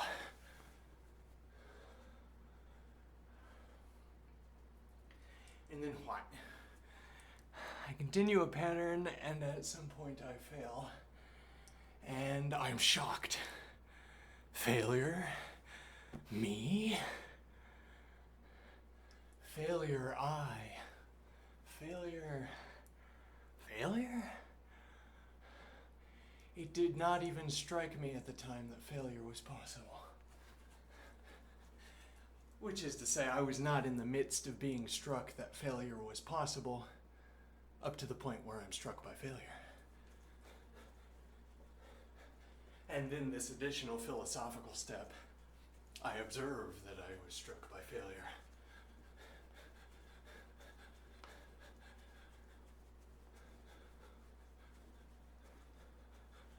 Failure, me. I project myself into an action, and not once do I think, what if I fail in the upcoming second? What's going to happen? What goes wrong if I fail at what I'm currently doing? You know, sometimes people just fail. You know, you're trying to situate yourself in your chair by doing a sort of tricep dip over the edge of the chair, because it's a sturdy chair that I have. I just don't have it on screen most of the time. I use the smaller chair because it's easier to get out of. Right, but you're lowering yourself into your chair, feet first, where you will then lift yourself through the shoulders out of the chair so you can drop your feet down. Okay, and then you fail. And what happens when that happens? I guess you slip over the slide and crack your skull on the ground. I don't know. What's the failure mode? I guess that would be critical to wonder here. Yes, well, the particulars of the failure mode depend on the particulars of the action. Lowering myself into my chair. What does failure look like? Where is failure in this activity likely to emerge?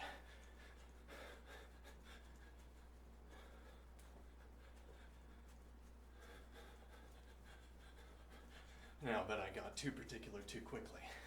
Let me think here. I continue with the pattern up to the point where I fail it. Now, but I could continue beyond that point. Maybe definitionally we say no. Like, I continue a pattern and I make a mistake. Okay? And then I keep going. And you say, no, stop, you made a mistake. Stop, you made a mistake. Nope.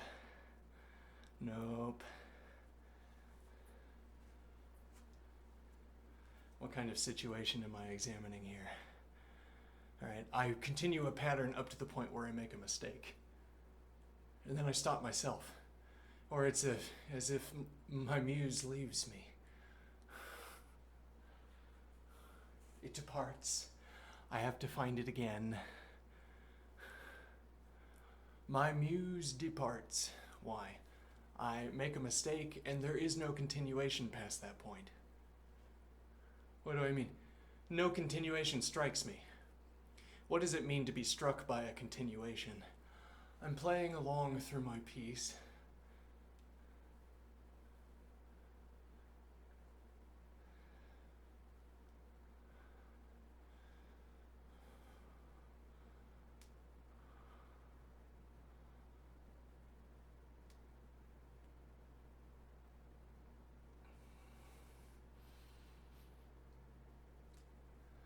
I make a mistake.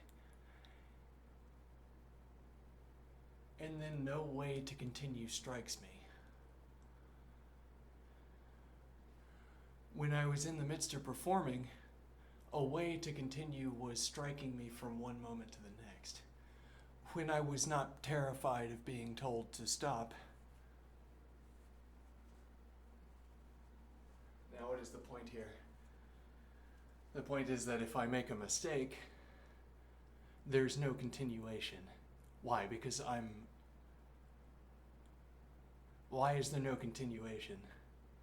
There's no continuation here because I haven't practiced any continuation here. This would be like saying, if I was up on a stage and someone threw a beer bottle at me, or a fruit, or threw something up on stage, I wouldn't know how to play after that either. I know how to play when you remove all of the distractions.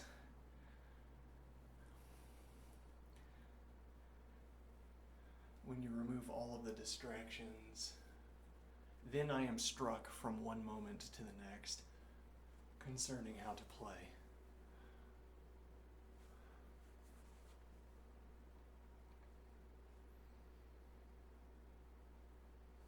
Okay, now what is the idea?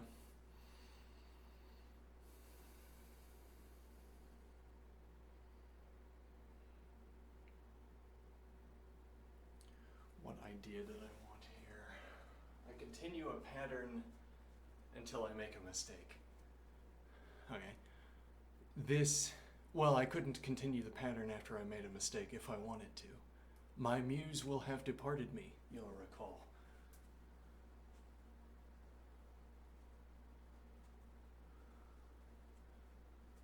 Now what is the idea? Or I could have a rule where I say, we're making a recording. Okay. We know we're capable of producing a performance quality, recording quality, continuation. Which is to say, we don't have to settle for an exemplification of a piece that isn't note perfect, because we can produce the piece note perfect. So I give myself a rule. I say, well, it's for the recording. We're going to try to perform this 3-minute piece 200 consecutive times, and presumably some number of those 200 consecutive performances of the 3-minute piece, that's maybe too many, 200, 100? What are we thinking here? However many, 50? Out of the 50 odd attempts to perform the entire piece, some number of them will go correctly, and then I will have instances. I can even choose among the successful instances, supposing there's more than one successful instance, based on my preference, I guess. Whatever sounds better to me. This is the performance we keep. Okay, now what is the idea? Well, now, so you have to get it perfect the first time, and then if you don't get it perfect the first time, you have to get it perfect the second time. Now, I'd say I think that's an unproductive way of viewing the activity of acquiring a note-perfect recording. I shouldn't say to myself each time, all right, this is it. This is when we're going to get the note-perfect execution. I could do it that way. And then I make a mistake and I say, and I throw something, or I get angry. Maybe.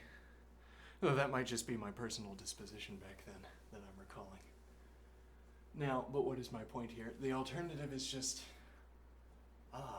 an evening of Bach, yes. You get it, an evening of Bach, yes.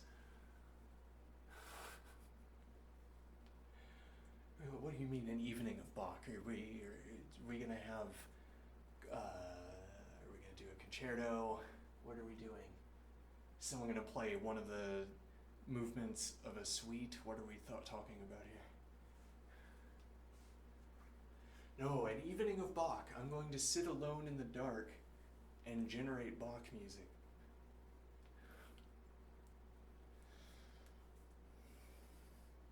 Why? I want a recording. Oh, the best way to get a recording is that you do a live performance. And then we get all the cameras and microphones set up and you get an audience. So when you play well, you have an audience there to watch you. And then you just do it perfect that one time. You just have to get that down and then... No, that's not what I want. No, I want to be alone and in the dark. That's how I'm going to get the performance.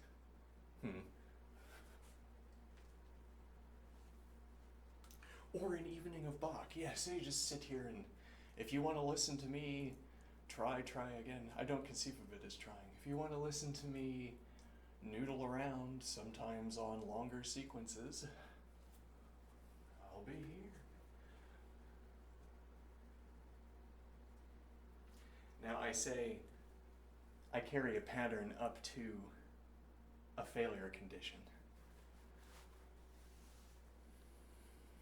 In math, that kind of statement, I might want to say you can only gesture towards such a statement in math. What do I mean? I continue a pattern up to a failure condition.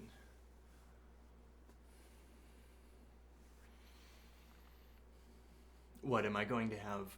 Am I going to assert, for instance, that there's a function that maps inputs to outputs, and somehow on one of the inputs it misoutputted? It doesn't make any sense.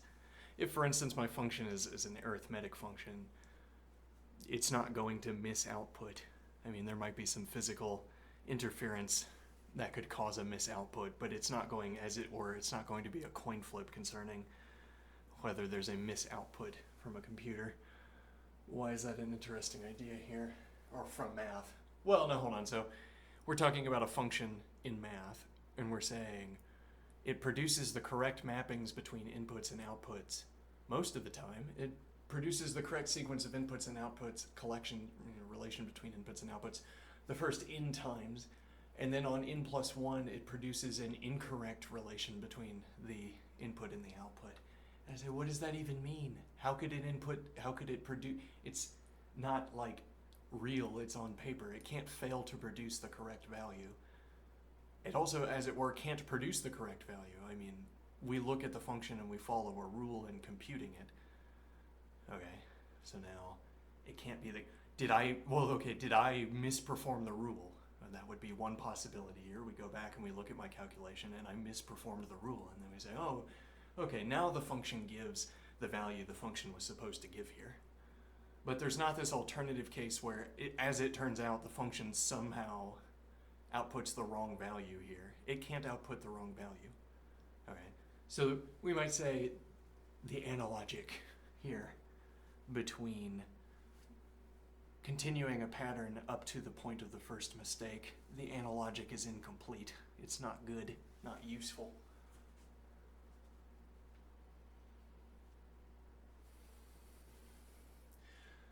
To that we might respond that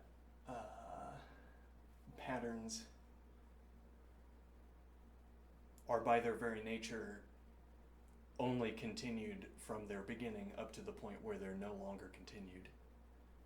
Okay?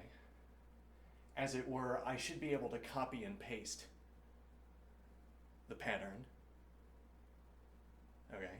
If you make a mistake in the execution of the pattern, there's a stretch of the recording where I can't reference it because I can't copy and paste it. I'd have to excise it before I copied and pasted.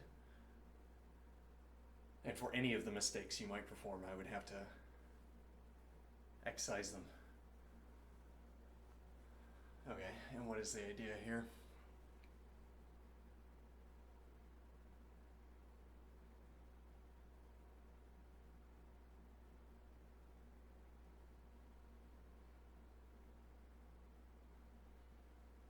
Before I could excise them, let me see.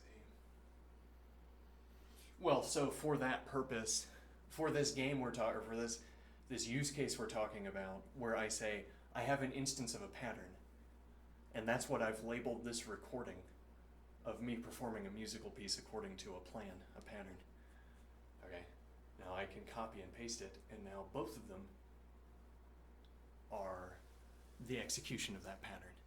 Okay, but also I could take my original recording and tweak the details, and I would still have, within a boundary in either direction.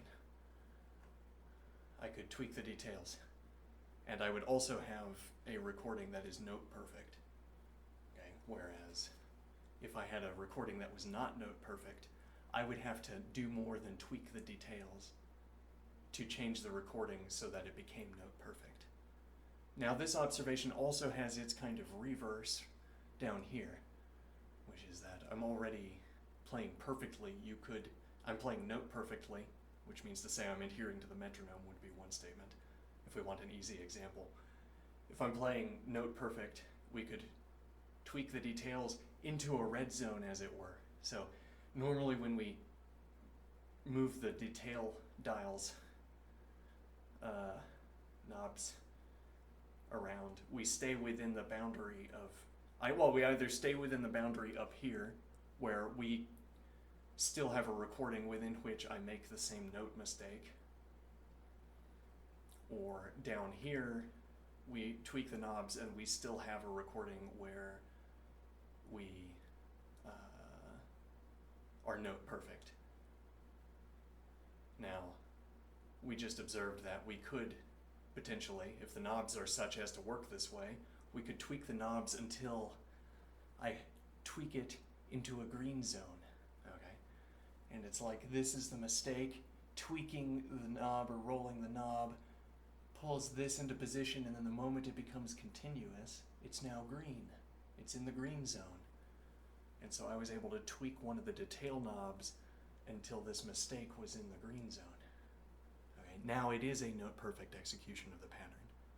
I can do the same thing with a note perfect execution of a pattern, though there isn't an obvious candidate for where I would apply this capacity. What do I mean? I can start with a note perfect recording, and then I tweak one of the knobs into a red zone. And now, when the knob turns into the red zone, what was not a mistake becomes a mistake. What was not failure to adhere to the pattern becomes failure to adhere to the pattern. Non-continuity. Okay. I don't want to twirl the knob in that direction or that far. I never have a reason to. Why would I want to, why would I want to edit in general? Why would I want to edit a note perfect recording into one that is not note perfect? There's no motivation there. In fact, you would have to try hard to imagine someone for whom that was a plausible motivation. Okay. Now, on the other hand, we do have the grammatical, the rhetorical justification for having an error and wanting to fix it. Okay, but now one point I'm making here is that wherever the error is in the recording, that picks itself out for us. This is where we're looking at the error position, because one of our capabilities is to choose any position, I suppose. Choose any position, rotate a knob, pull errors out of error ranges.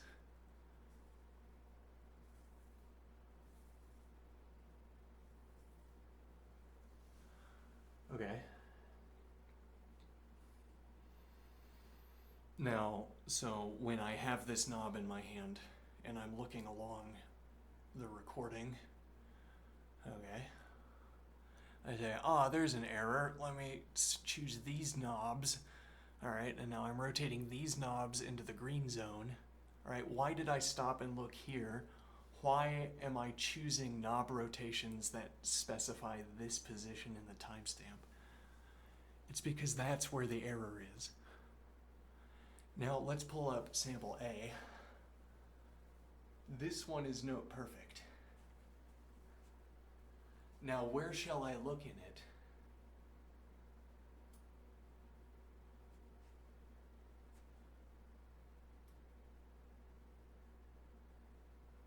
Maybe the camera is too low. Hold on, I'm not dancing as I was intending to do. All right, let me get that back up on camera. This one is note perfect. Okay, and I'm wondering what would motivate me to look at any given position in this time-stamped sequence, in this recording. Better to say here, in this recording. Nothing. Well, at least not the presence of a mistake. Instead, we have the absence of a mistake. So there's no specification provided by the recording. Now, so what I could do, but also it's not just where I look, it's also, it's also which knobs I turn. If I have a bank of knobs I can turn, and I think they all do something different, I suppose, and not merely remappings to different intensities. But okay. Different knobs. Okay. If I have, well, we could have the one knob, and that's the goodness and badness knob. If I turn up the goodness knob, it brings red instances into green zones. And I have the goodness knob, if I turn it backwards, it takes green zones and moves them into red zones. Okay, that's sort of the bare minimum that we need here. Okay, now why do we want that bare minimum? So we're talking about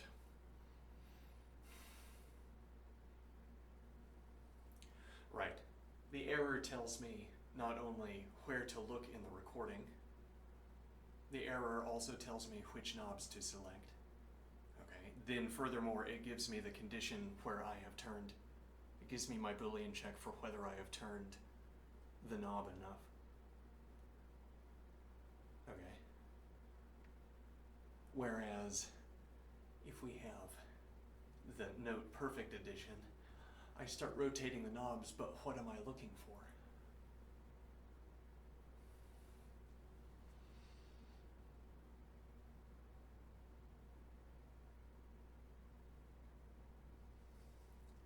Maybe I'm looking for the biggest dip, because I think there's an association between starting at a low altitude and being close, as it were, to a subduction zone.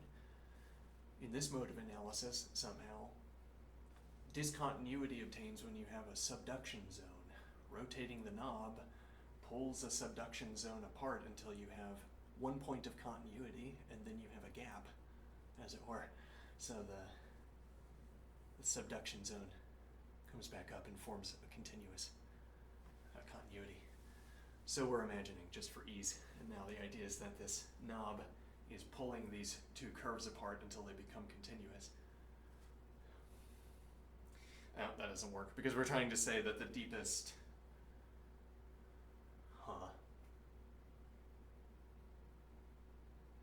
We're trying to say that the deepest dip... Well, hold on, so we're saying this is the note perfect execution that we're looking at, okay? And what point do we want to make? We're saying we have some kind of knob, we don't know what it does yet. If I rotate the knob, I can change the failed note down here in the mistaken example. I can turn the failed note into an unfailed note by adjusting this knob. And now if we go back up to the note perfect example, I'm rotating the knob into red zone, or really I'm rotating to the two extremes, and I'm looking for whether this generates a discontinuity down the length, but I don't know where to look. No, I need analytical evidence for where to look. I need to be able to scan the curve in a systematic way to tell me whether there are any of the characteristics I associate with turning this knob producing a discontinuity. And what is the idea here?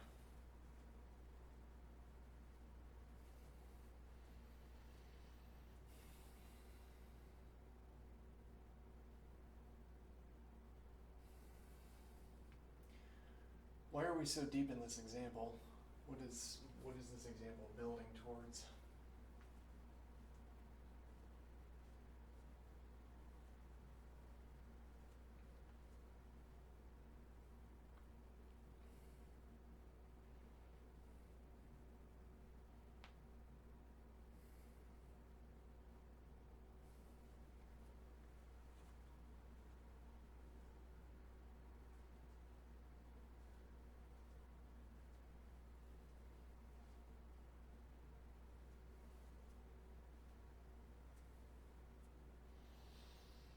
Why did we want to talk about...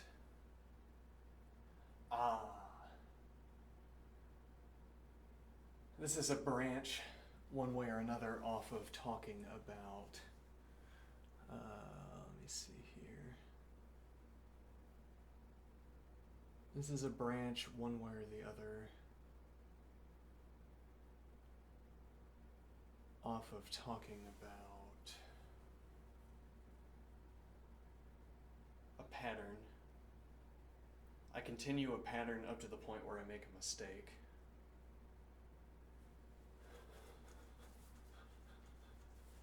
And now we begin to truncate our idea of a pattern to match this, I think was the original observation. We truncate our idea of a pattern so that it matches our own tendency to stop when we fail at a pattern. But that isn't the only point. There's also a kind of physical contribution. There's a physical regularity that leads us in the same direction. What do I mean? This kind of pattern continuity that we've been talking about is also a way of characterizing physical systems that have been made to follow rules. Which is to say, I agree that I have made a physical system to follow rules when I can apply a scanner to it, or some mode of Booleanization to it, and then I can track the event in the field of Booleans.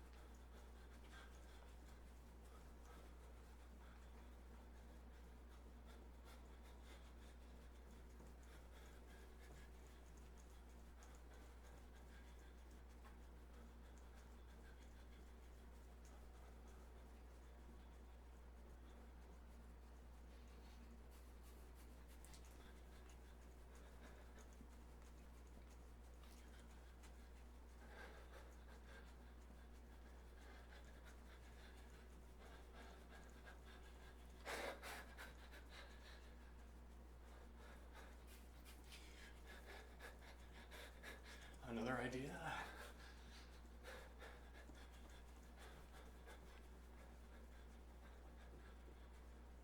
So we're saying physical regularities. We are talking about physical regularities. Okay, we're talking about systems that exhibit physical regularities.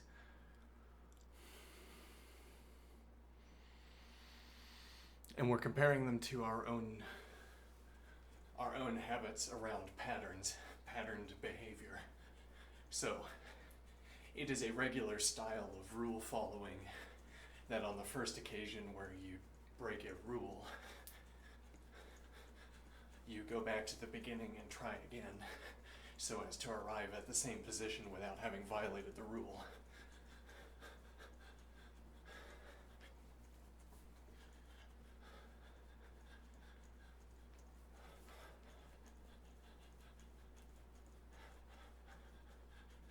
Now, what is the idea?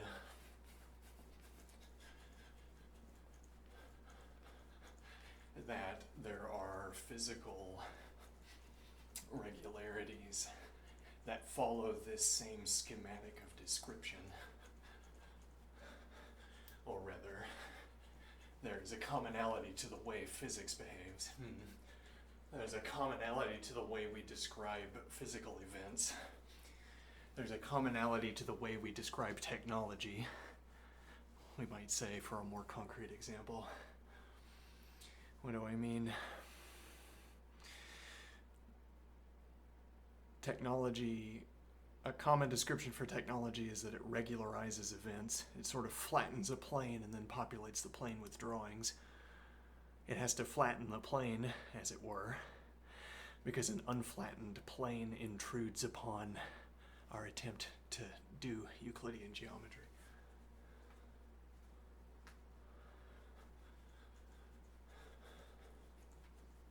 So we flatten the plane first, and then we do the Euclidean geometry. And this is like with technology, where technology regularizes an environment to an anticipated state, normalizes an environment to an anticipated state,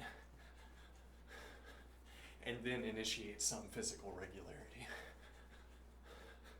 A physical regularity that can unfold within that normalized field plane.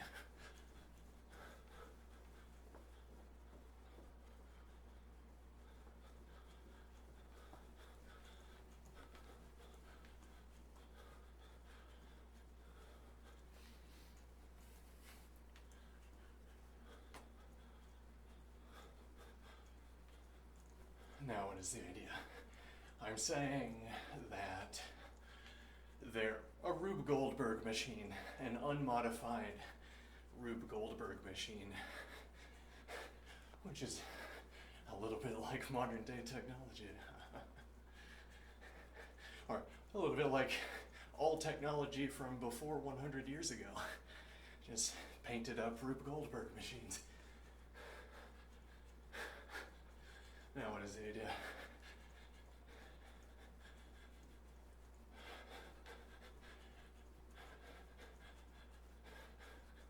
Let me see here. Painted up Rube Goldberg machines.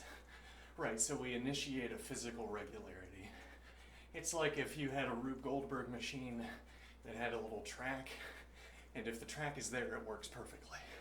But if you remove the track,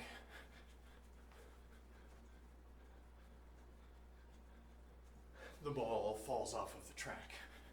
And then all of that regularity, as it were, is lost. And a different regularity unfolds, which is the ball clattering about the undersides of the Rube Goldberg machine in whatever chaotic way it does. Could be that we have like a hierarchical Rube Goldberg machine where every drop falls into a receptor. And then no matter what part of the Rube Goldberg machine up you remove, the ball's going to fall into a starting position for the next layer of Rube Goldberg machine. Interesting idea. Interesting idea.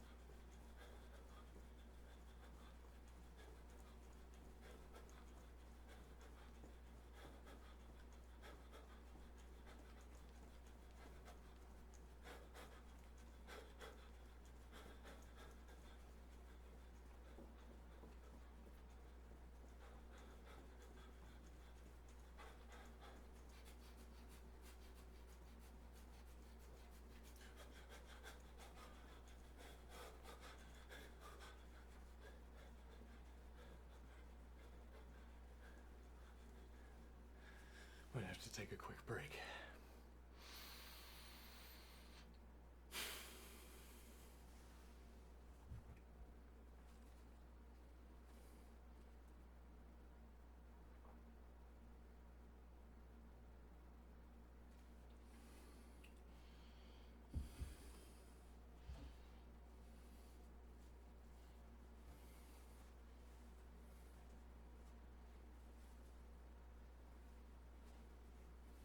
Now,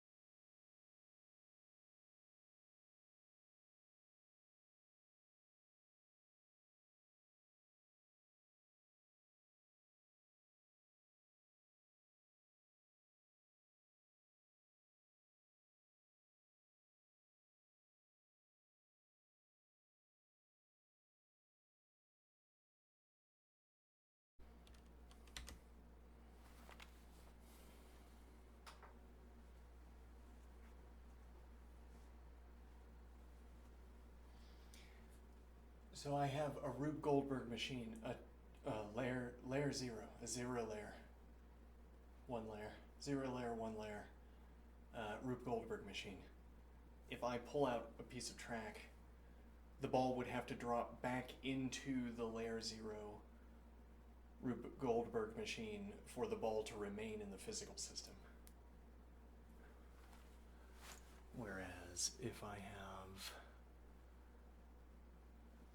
layer 0 above layer 1 Rube Goldberg machine, it's built into the meaning of this that there's some position we could pull out of the track of layer 0 so that the ball falls into a starting position in layer 1.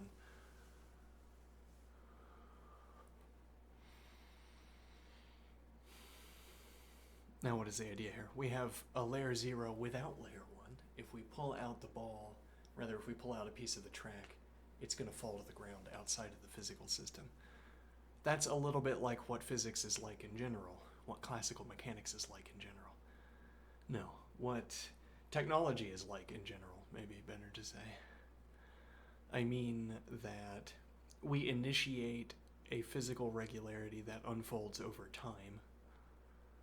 There are frames of that regularity stitched together, at least insofar, at minimum insofar as we could scan the unfolding of the event in whatever ways pleased us to do. And then we would have as many frames as we had scanned states. Okay, and now what is the idea?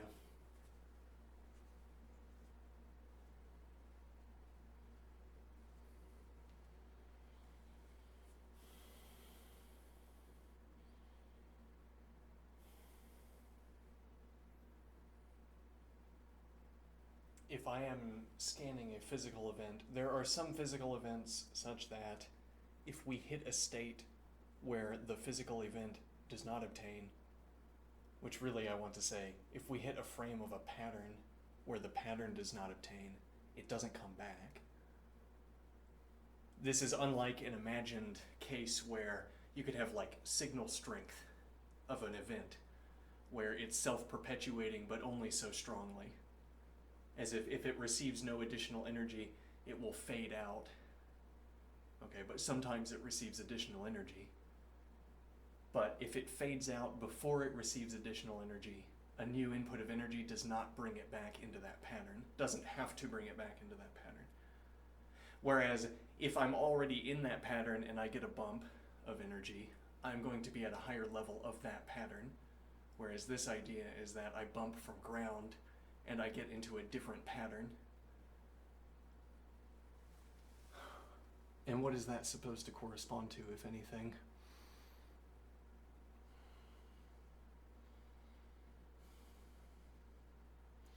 We're trying to say that there are physical events such that if there is a frame, or really what we could say is we could design our detection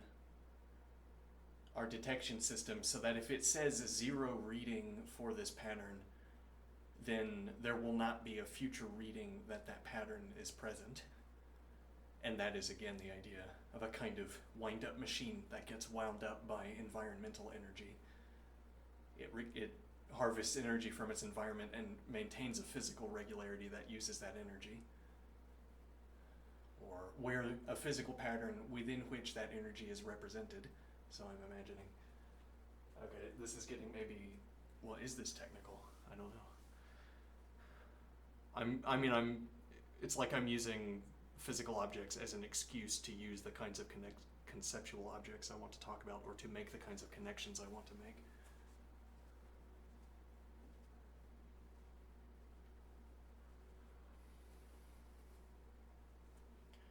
Now, so what is the idea? For a broad class of physical regularities, those physical regularities are such that we can set up a detection and classification system. We can set up a detection system such that if the detection system reads 0 for a frame, it will continue to read 0. Okay. Now, interestingly, that is also a description of a spectrograph of someone who performs up to the first mistake, in a way, where after that first mistake, if this person has this pattern, this habit, this person will stop. And then if you let the recording go, it won't start up again.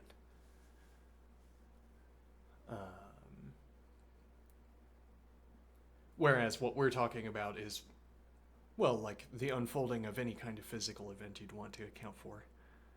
But I don't know how to particularize it, but I'm assuming it particularizes well, this description. I mean, I'm thinking, for instance, of like, I have a bowl with paper in it, and I set the paper on fire. Okay, and the flame unfolds in some particular way.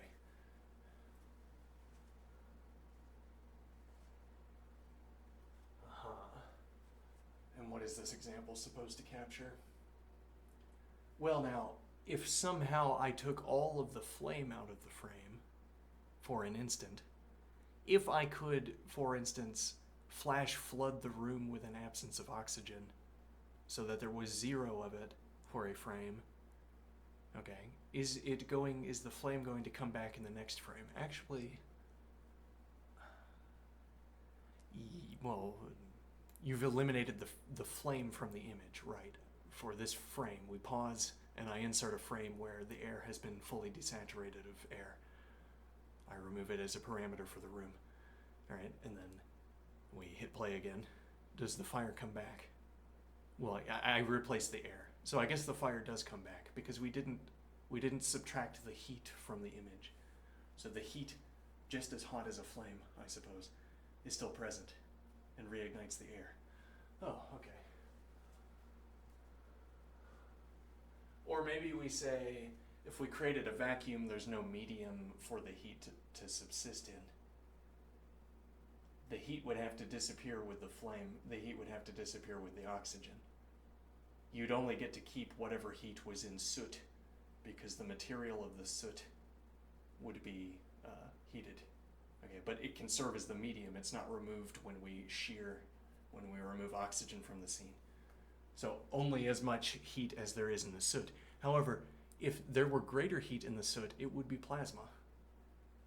Okay, so we know that if we have only that amount of heat when the frame returns oxygen to the scene, or in the next frame when oxygen returns to the scene, the air won't ignite because the soot isn't hot enough, these little points of soot.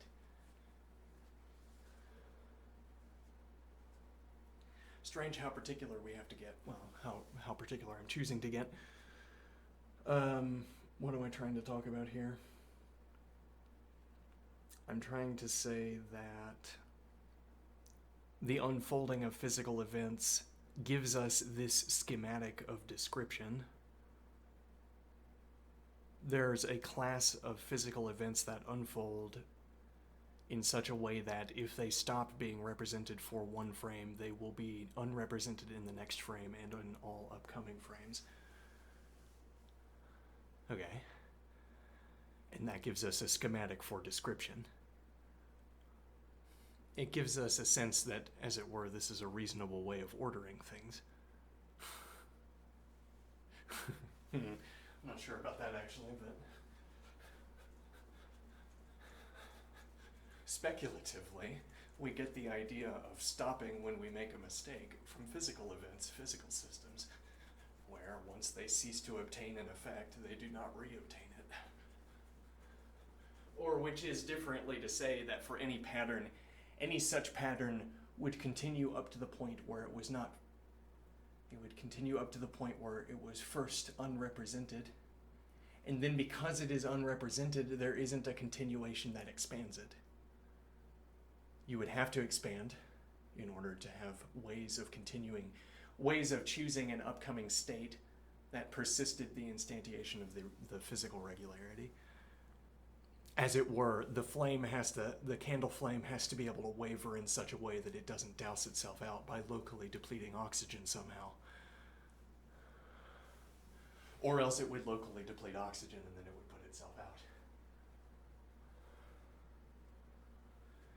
I feel like we keep twisting off this point. We're getting parried by conceptual unclarity.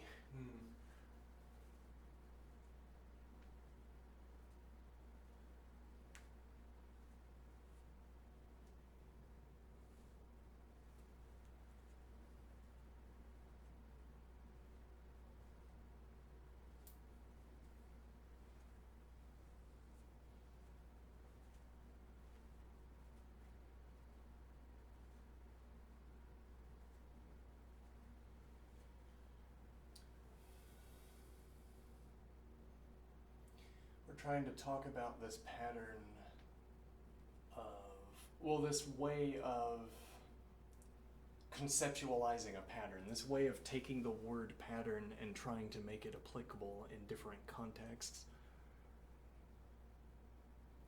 We got pretty close to saying the same thing when we talked about a pattern continuing up to a point and then stopping and then not continuing again, between the physical case and the case where we were performing a task and we stopped it short because of failure. It is interesting often it is interesting when we can get this kind of grammatical unification between different ideas.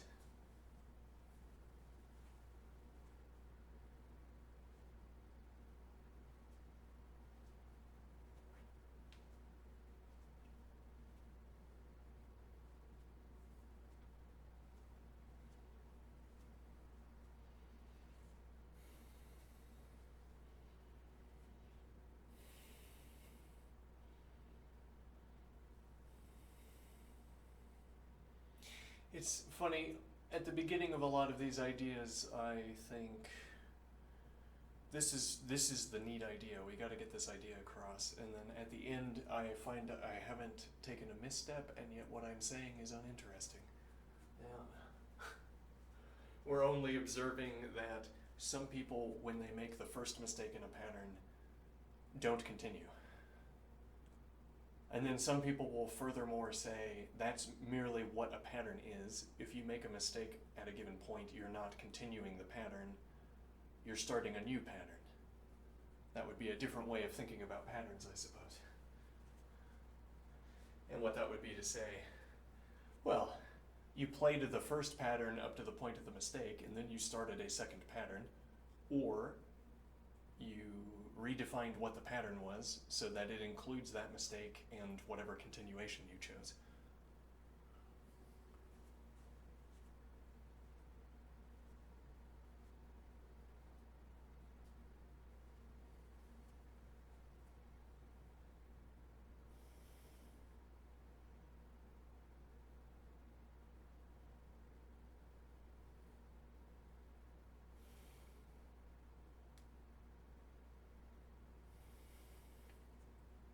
Two different ways of thinking about the pattern.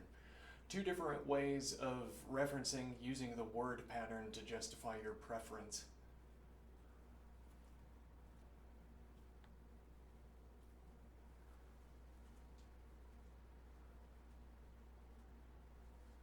You use one usage, you choose one usage of this word pattern over the other because that's just how you prefer to talk. But then you claim some kind of greater conceptual rigor or clarity as well, as in, well, of course it only makes sense to talk about patterns in this way, clearly. If nothing else, you have the fallback of saying, consider the event of physical regularities, where if they cease to...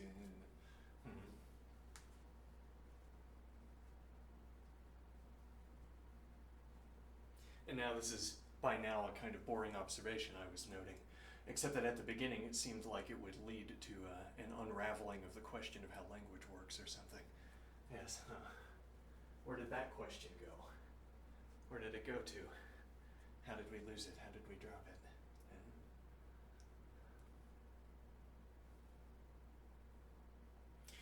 We were saying we carry a pattern up to the first point of mistake. Now you might have been such that you might have said, you repeat yourself, you're repetitious. You say, I performed a pattern, I only perform patterns up to the point where I make the first mistake. Okay, well, you wouldn't be able to continue the pattern beyond that point, would you?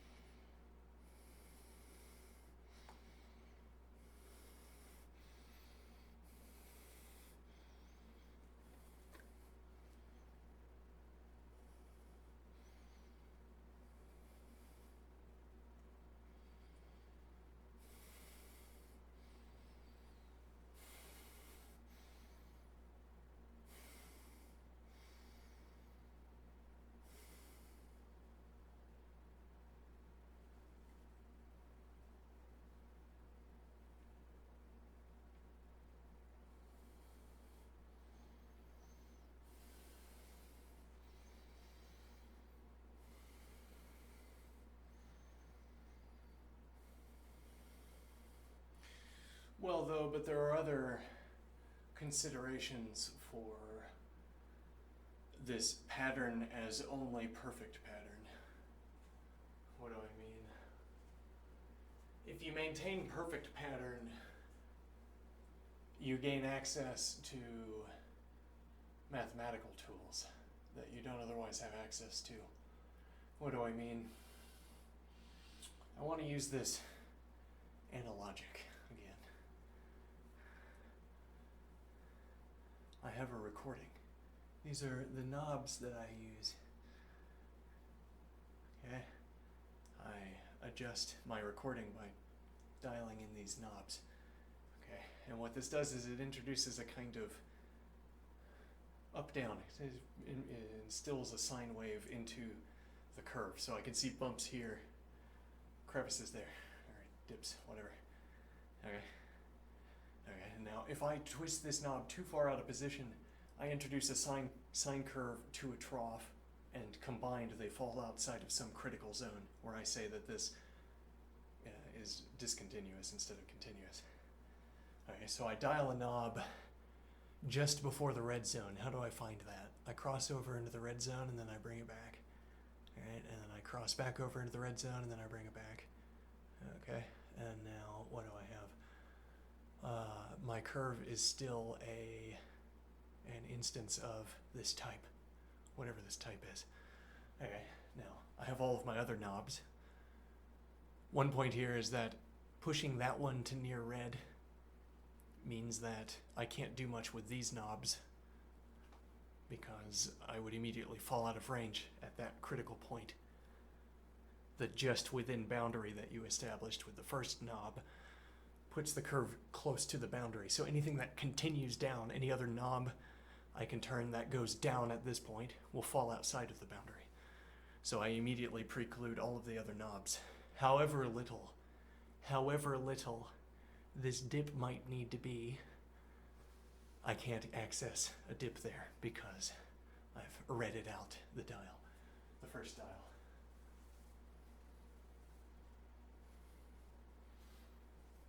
Okay.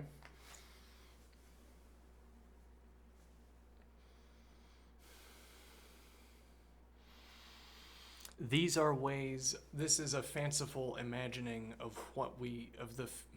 this is a fanciful way of referencing the field of alternative recordings we could have, such that we would still say that the recording is note perfect.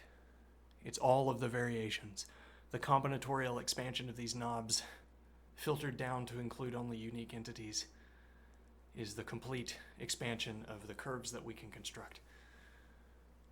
So that we would call note perfect. Okay.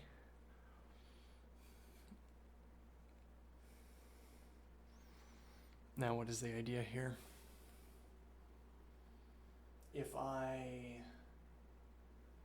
maintain a note perfect recording, I retain access to mathematical tools for navigating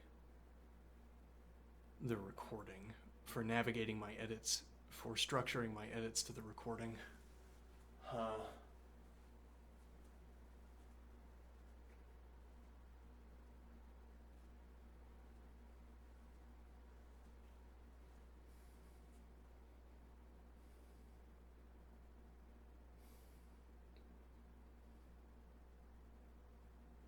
Now what is my idea?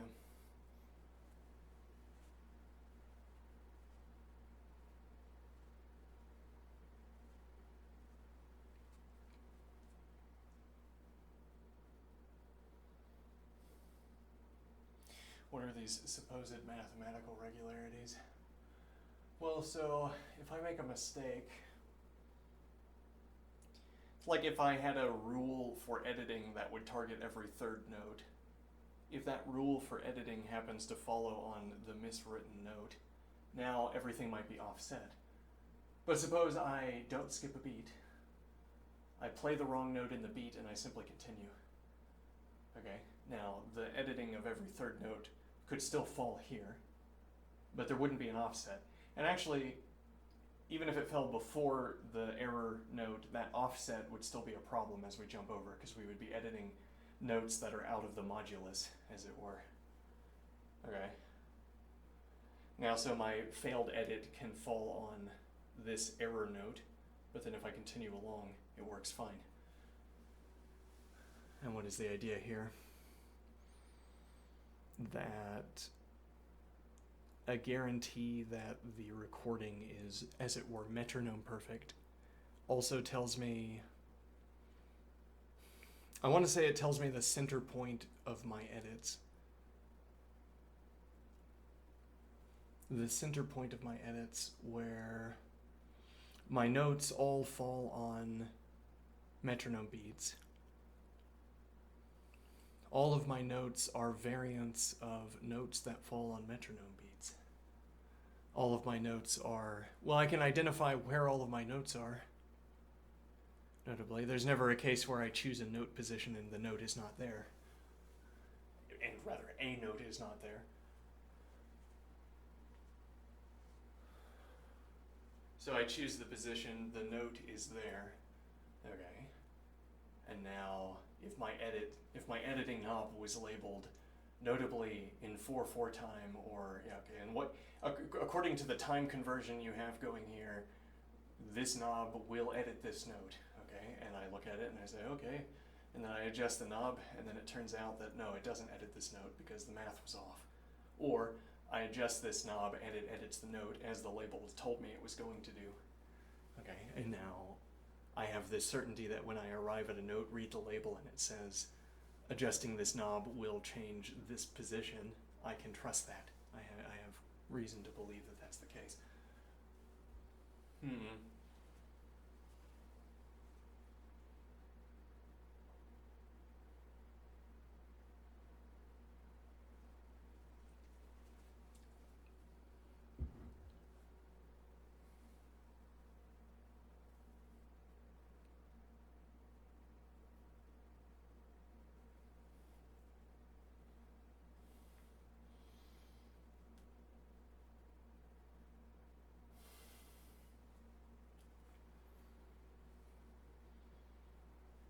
And what does this amount to?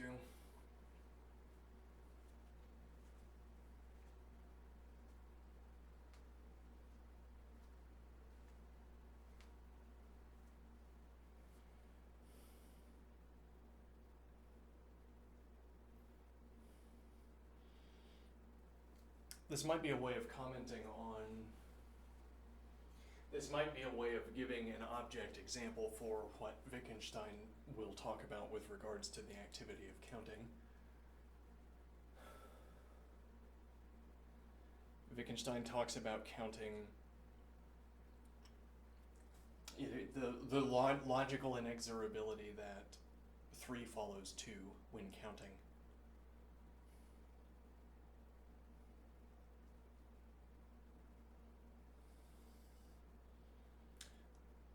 Sometimes I think there's something even yet beyond Wittgenstein. Sometimes I feel like I get a glimpse of an idea that's even deeper than Wittgenstein.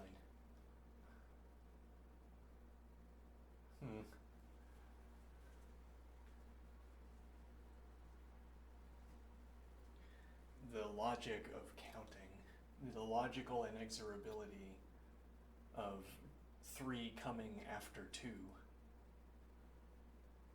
Of course you'd say 3 comes after 2.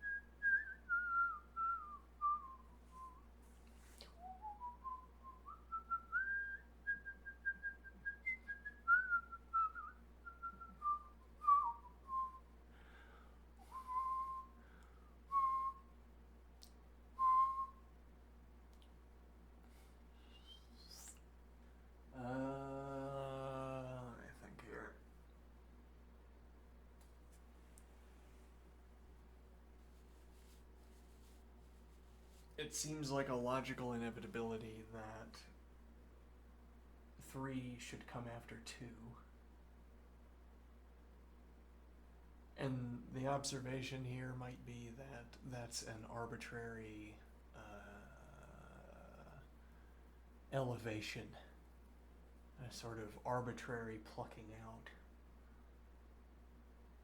for a candidate of logical inexorability. You say there's a logical inexorability between 1 and 2.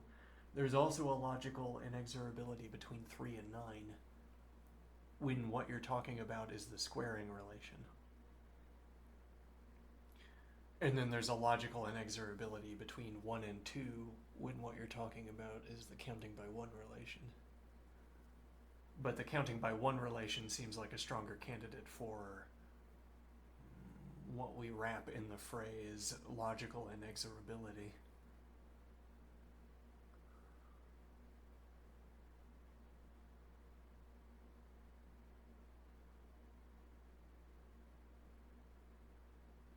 And why is that?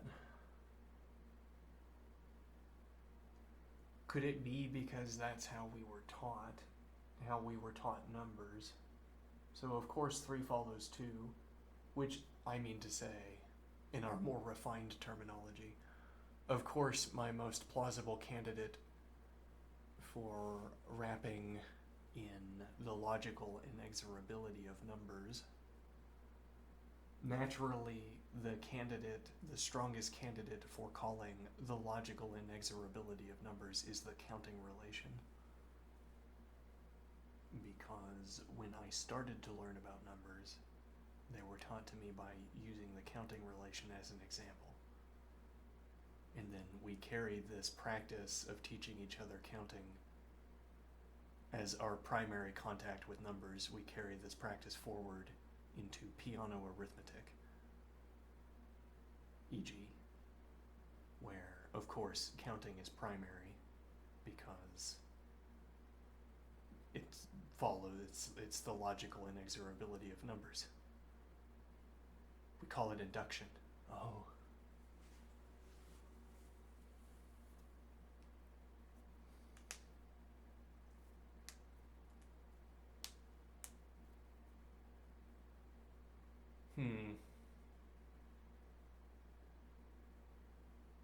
Now, if that is relevant here, how it would be relevant is like this. Let me think here. If the example I originally came up with was relevant here, the example I originally came up with was talking about the practice of cleaving to a pattern up to the first mistake and then starting over. Okay. And someone says, that's just what pattern means. Okay. Counting is the logical inexorability of numbers. Or the successor relation is the logical inexorability of numbers. I don't know what that phrase means, but we could try to hammer it out. What does logical inexorability mean? In this case, you could say it has something to do with the inductive principle. The logical inexorability of numbers is the successor relation. That would be a strong candidate, I'd say, if we had to fill in the template of our current discussion. I would agree that the inductive principle is a strong candidate for the logical inexorability of numbers. There's no answer really to this question, just what we choose to fill in with our grammar, in this case anyway. We could say, yes, I am interchangeably talking about the inductive principle, as opposed to carrying on this or verbiage. Instead of carrying on this or verbiage of the logical inexorability of numbers, you say, that is replaceable with the inductive principle. Okay, or we say, the inductive principle is a strong candidate. Why? As if it rhymes. There's something about logical, and I'm almost certain that the verbatim logical inexorability shows up in some definition that I've read, perhaps. If I recall correctly, definition of induction. Logical inexorability. We could find the quotation if we want, and that's my textual justification for saying the inductive principle is the logical inexorability of numbers. It's because this text is what called it that. And I say, okay. So that's not like a formal term. There's not like a rule for deciding what we should call the logical necessity, logical inexorability of numbers. No, but this is a good candidate, and again, I have textual support. And that's good enough for most purposes, but not our current purposes. Because on another discussion session, on another discussion night, you'll say, yes, logical necessity of geometry is the point. And I'll say, what do you mean? The logical necessity of numbers was counting. Okay, why is the logical inexorability of geometry not adding another point? Well, it wasn't adding, it was counting. Counting was the logical inexorability of numbers. Oh, okay. So, and you're proposing that constructing sides with a greater number, rather constructing shapes with a greater number of sides. The first shape, 3 sides. The regular, of course. Yes, the first shape, 3 sides, then 4 sides, 5, and so on. And then we just sort of have an indexed system. When I want to refer to a larger size, I choose one of the next in this sequence of shapes. Easy enough. Okay, now what is the point here? Well, that could be counting. That could be a logical inexorability in the same way that counting is the logical inexorability of numbers, or the induction principle is the logical inexorability of numbers. So I am only saying, if it strikes us to use this phrase again, the logical inexorability of something in math, there's going to be a particularization, but we can't figure out what that particularization is supposed to be by generalizing from all of the other cases where we've already performed this labor.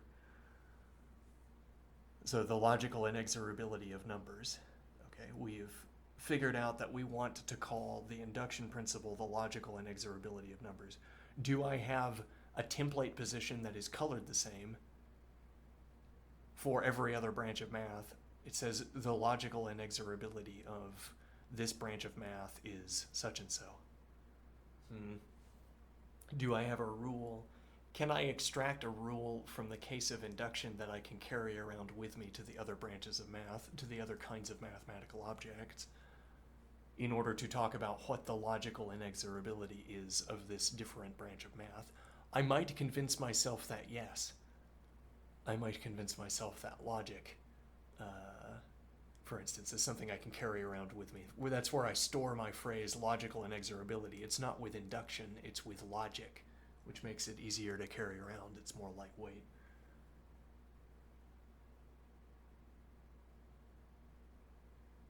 So what is my point here in this mix of quotation and parsing? Let me think.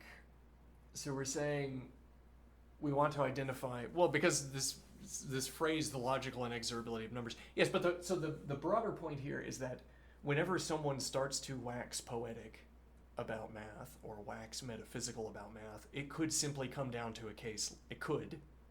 It's possible. It comes down to yet another case like this, where it looks like we're talking about something deep and solid. At last, something that is both deep and solid, so that, I don't know, we can stand on it or something. I don't know, why do we want deep, solid things? A deep observation that is also correct. Okay, that's what we want to think. We've said, at last I have identified what I want to call logical inexorability, in this case of numbers, and it is the induction principle.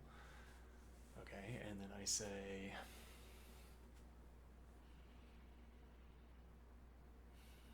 that in other cases where we think we have found something solid and deep in our philosophizing about math, we might once again merely be walking into what turns out to be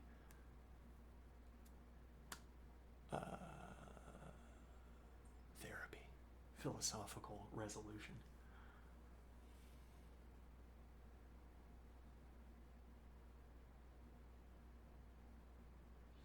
So to say, this time it was the logical inexorability of numbers, and next time it will be the indispensability of mathematics.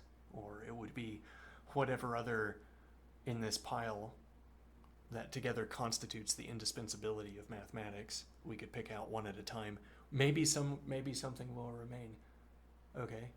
But you kind of have to power blast it with water to get all of the sort of guesswork out of there. Is mathematics indispensable because there is a logical inexorability to numbers, for instance? There is nothing it means to talk about. That is the logical inexorability of numbers. Well, what if I try this OR trick that we've been talking about? What do I mean? The logical inexorability of numbers. I say that with the induction principle in an OR. And anywhere I use the word logical inexorability of numbers, I say it is verbatim replaceable with the induction principle. Okay? Now, but if I never have to do that, then I could still maintain there's a distinction between this word, this category, whatever, the logical inexorability of, and the induction principle.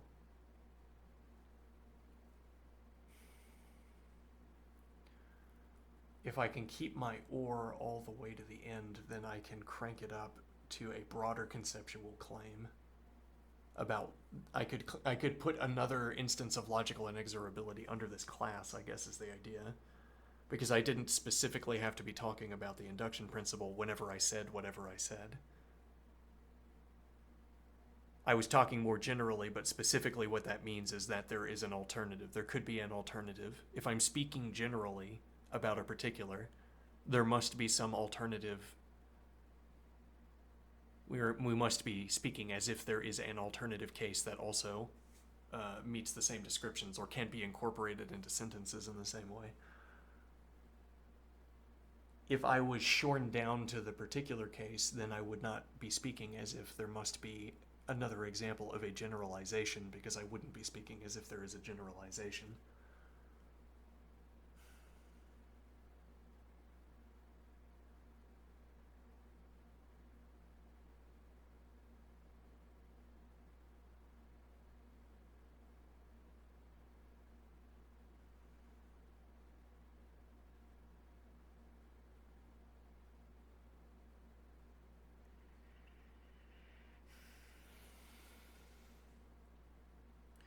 What is the idea here?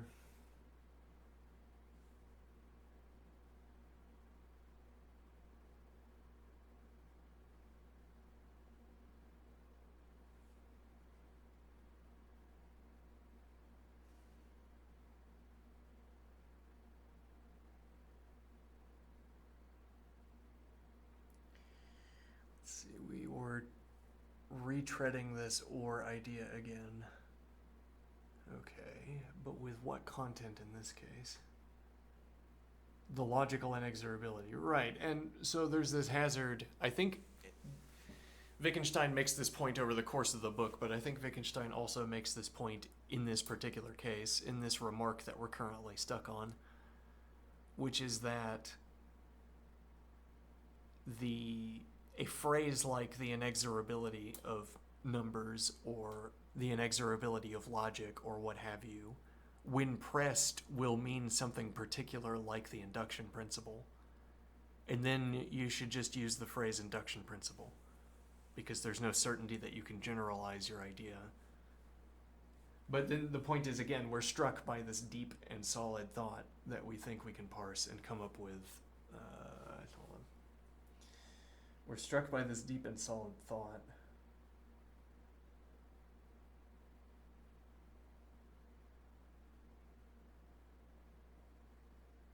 What feels like a deep and solid thought.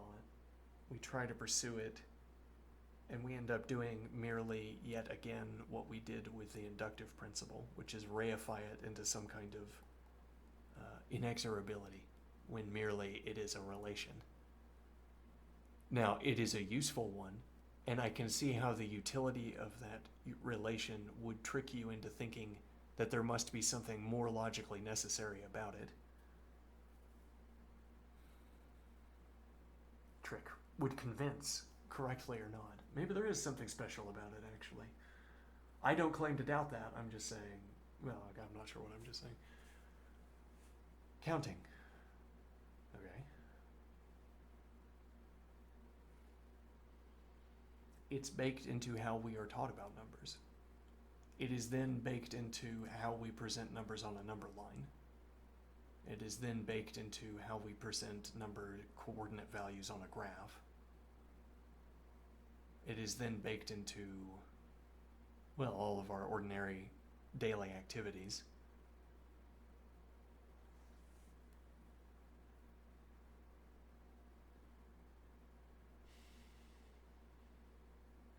But particularly following along with the mathematical example, we carry forward some correlate of the counting relation into all of the spatial relations we have.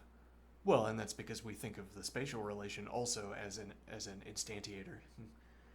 We also think about the spatial relation as being countable in a sense, because we think of units as being, we think, maybe we could upgrade that to, it is the case that space is countable, because you can use the unit distance of whatever unit you want to use, and it is sensible to say that stacking one of these end to end constitutes counting space. Okay, so we think that the number line, a sort of bundle of number lines, a radiance of number lines off of a central point, as it were. We think of this as being, let me think here.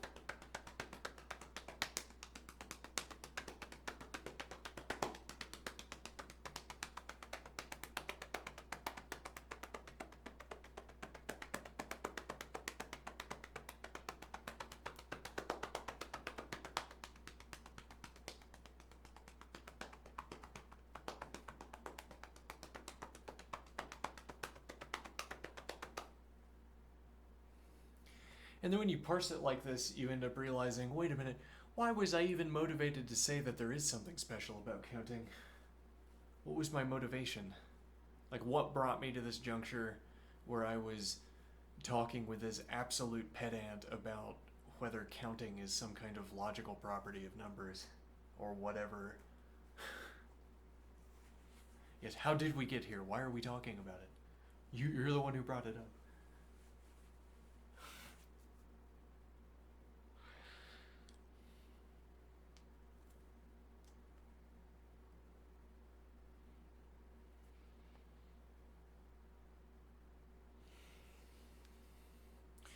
You count one cord of wood, you count one apple, and then you count two apples. You count one marble, and then you count two marbles. Two.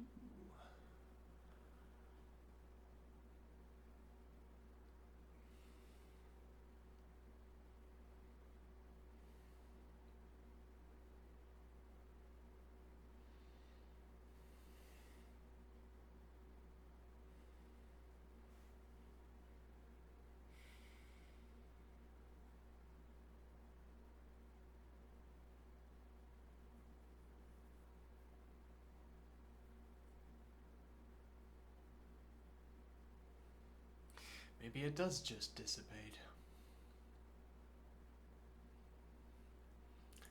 I don't know. I feel like I understand Wittgenstein's points here, but then when I read philosophy of math, I can still make sense of it. Is that merely, like, am I really...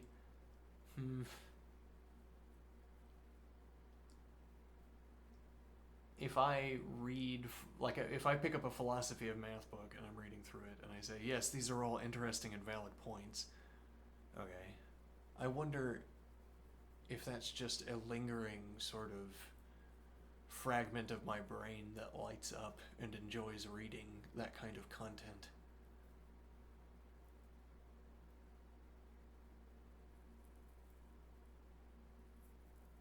What do I mean? Like, as it were, I mean, I only read philosophy of math at a particular time of day. Maybe my going to sleep part of the brain that lights up when I'm about to go to sleep. Maybe it likes philosophy of math, and it's never been updated because it's not recruited into waking activities, fancifully speaking. And then I start reading philosophy of math before bed, and I say, ah, yes, the good old stuff that I enjoy.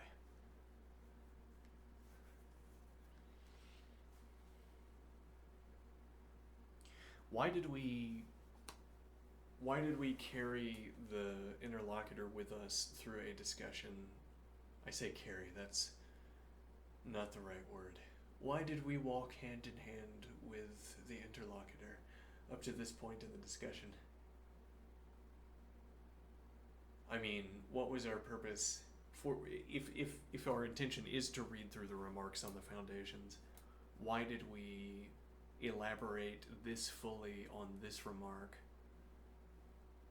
It's like we're giving half-baked commentary on later remarks, which is impressive as a display of my knowledge of upcoming remarks, but is not the ideal way of working through a book and utilizing the source material.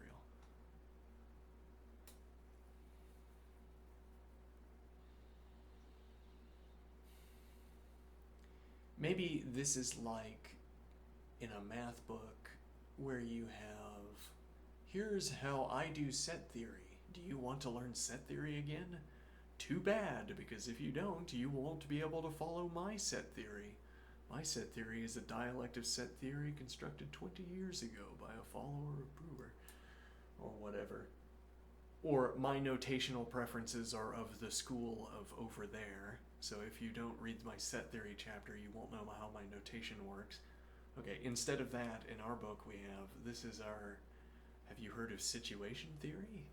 We're going to be using situation theory. I'm going to give you a brief primer, and then we'll elaborate as we go, as needed as we go along. That kind of thing. Maybe.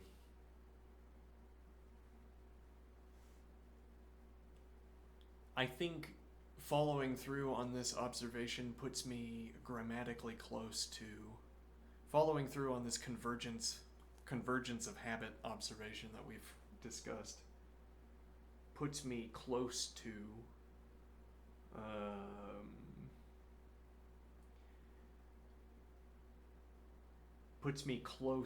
describing a mistake I expect will arise, or a difficulty in communication that I expect will arise between the interlocutor and myself. Namely, I think one or both of us will make a mistake where we,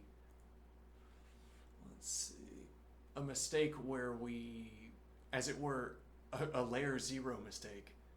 The character in a scene says, I am thinking about object A, and then we say, so the character is thinking about object A. That would be a layer zero mistake.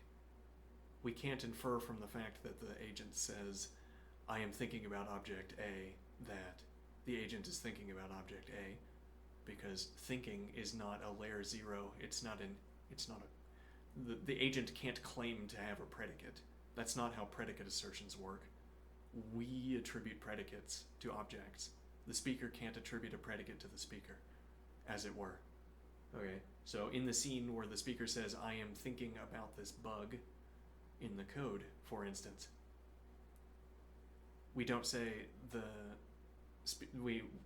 when the coder in the scene says, I am thinking about this bug, we don't admit into our assertions one of the form that the coder is thinking about the bug. Okay? We might, at some higher level of description, we might say this cluster of objects and events that the coder examines together constitute the bug. Or we might say this sequence of junctures or something. Like, we might end up abstracting ourselves away from the events enough that we would say the agent is thinking about the object. But it would not be on the basis of the agent claiming that, nor would it be directly on the basis of observing what the agent's eyes are looking at, for instance. It would be some kind of cumulative logical characteristic that the agent is thinking about an object. Okay, that kind of mistake, I say mistake, in grammar, grammar gives us some telltale signs that people are making this kind of mistake. Sort of a category error of attribution. Let me think here. So I'm thinking that going through the observations I just provided will make it easier for me to avoid cases where I am making those category errors, but also they'll give me the grounding for correcting the interlocutor or raising this observation with the interlocutor if the interlocutor commits what I deem to be a sort of syntax error, grammatical error. So that's a use. The point though, well, I mean, Wittgenstein's going to be talking about how we incorporate mathematical practices or mathematical knowledge into our activities.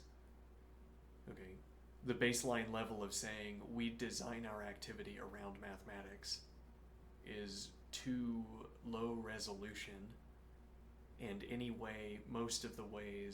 ways of refining the resolution of that description fall into logical error. As in, you say, I know exactly what I mean when I say that, let me see here.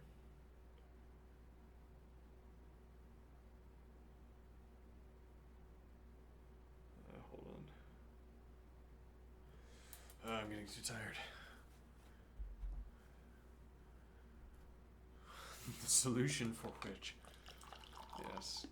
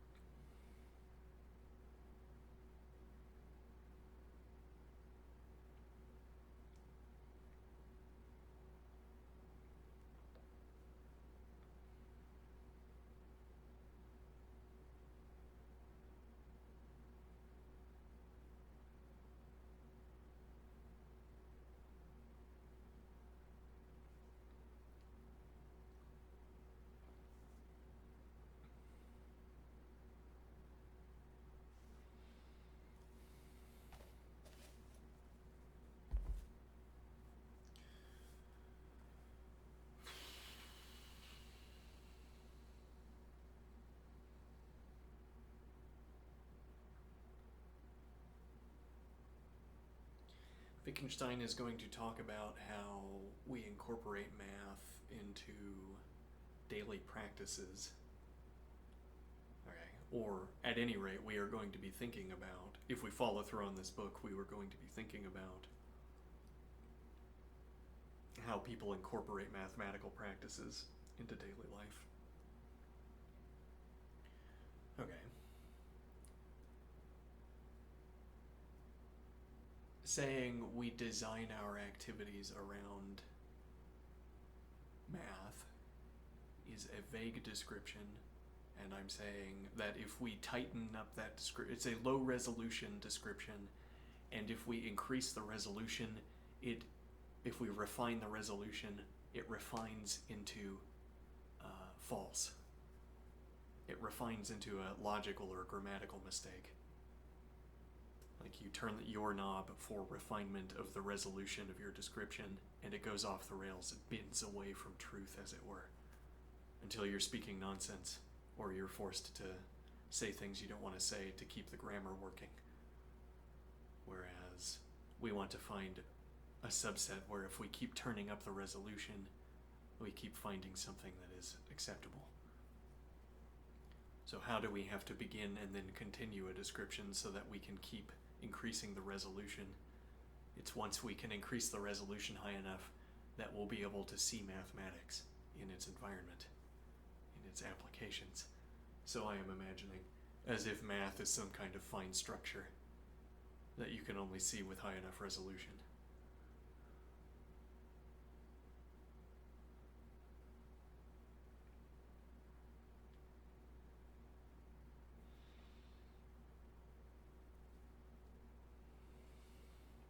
So we want to eliminate various mistakes that come out of quoting people. We want to maintain distinctions like, am I referring to the fact that the person said this quote? If I use double quote, for instance, and I hopefully have maintained this practice up to this point, if I use double quote, we'd have to see it in context. Though maybe I should have a checklist. Double quote, I am referring to the fact, or it's relevant that the person said a quoted word. Typically, like I'll say the word with single quotes, and this is like an abstraction away from the act of speaking the word. It's like this word is an object, and I can drop it into these scenes, into a double quote. Okay, the word itself in single quotes is like an object where I can talk about its properties, where its properties are about how it fits into these scenes, where it gets double quoted. E.g., that would be the kind of rule that we might try to maintain. Anytime I have double quotes, it's like a slotted in version of a single quote word that I could talk about in single quotes instead. Okay, then there would be technical mistakes we could make where we're talking about the abstraction of the word, but we use double quotes. Or we want to talk about the abstraction, but we find ourselves talking about the person speaking.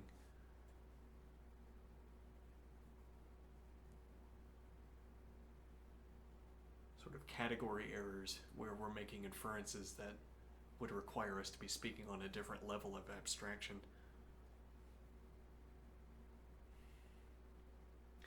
This pile of habits, of distinctions we make about the way we structure our sentences is going to aid us in structuring our thoughts. As in, if we adhere to these rules for how to speak, we will find that we have only sheared out things that on examination we would not want to say.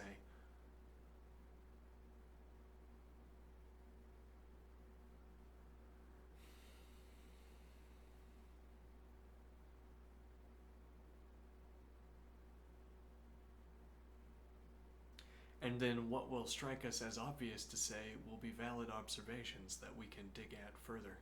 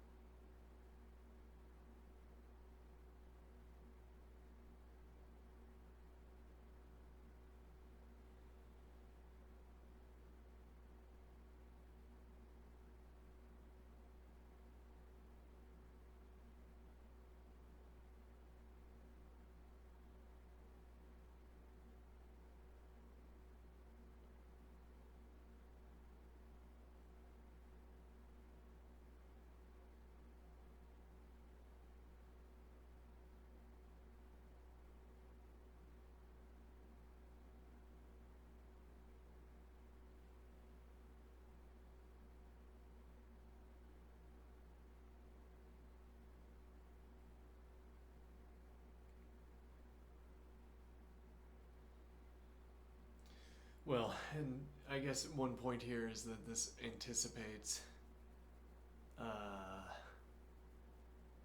a difficult task.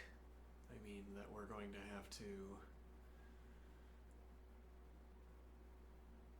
if we're going to want to leverage these distinctions later, it behooves us to maintain them all the time. I mean, that later I'm going to want to say, but what you have failed to consider here, interlocutor, is such and so. And then the interlocutor will say, but this example is perfectly analogous to a case 3 remarks ago. Okay, now, in that analogous case, you said the same thing I did. You are being inconsistent with how you choose to speak and when you choose to make corrections. You're being inconsistent between how you choose to speak and how you choose to make corrections. And well, if we had instead maintained rigor in our usage of terms, then we would not have arrived at such a case where the interlocutor could accuse us of inconsistency in term usage.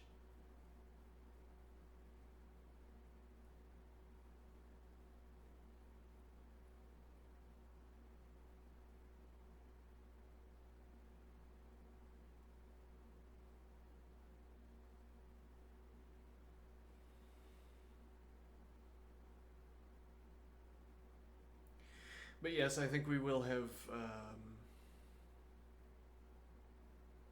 I think we will have run over a little bit some of these remarks, so that when we get to them, we'll have only to repeat ourselves. At which point we wouldn't want to repeat ourselves, and we would just move on from such a remark, I guess. All of that fancy grammar, a way of saying that the remarks, some of the remarks will seem repetitious at this point because we've already discussed their contents implicitly by working out this sort of prelude.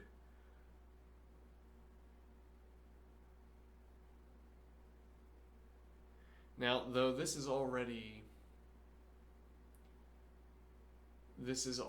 talking about.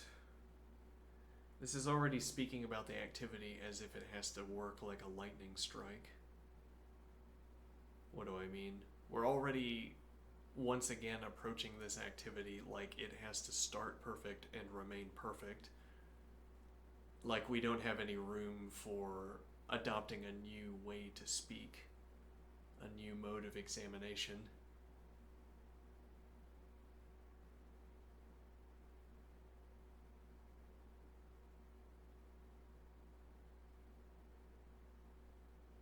I think the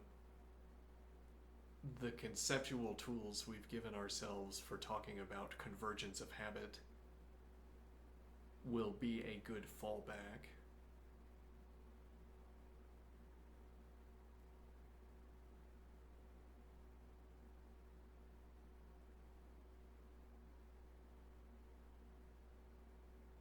What do I mean a good fallback? If we find ourselves in disagreement, or maybe if we find ourselves out of things to say, it's like the minimum of, it's like simplifying an equation. We're normalizing an expression. We're going to normalize this example by talking about surprise and expectation. And then at minimum, we can get out of Wittgenstein's examples the practice of talking about surprise and expectation.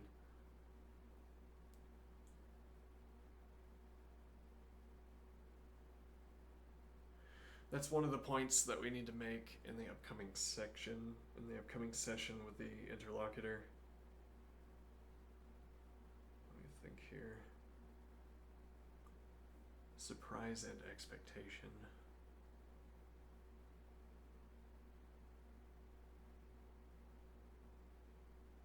This model for... I'm dropping a point. I'm dropping too many points. I'm tired.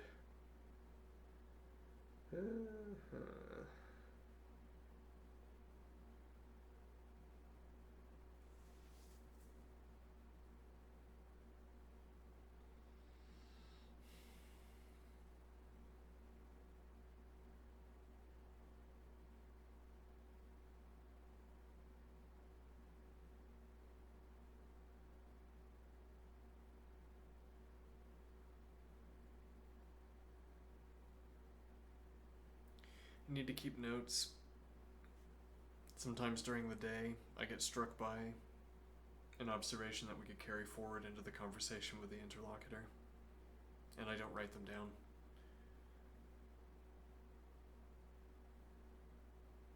Yeah. I had a notepad instance where I got a little bit enthusiastic about my prose. My writing was a little bit purple. Alright, then it's like, well, I don't want to pull that up on screen to make my next note. That's embarrassing. Alright, and then I don't put down a note. Or I don't currently have Notepad up, and I don't like navigating windows. But yeah, we should start writing down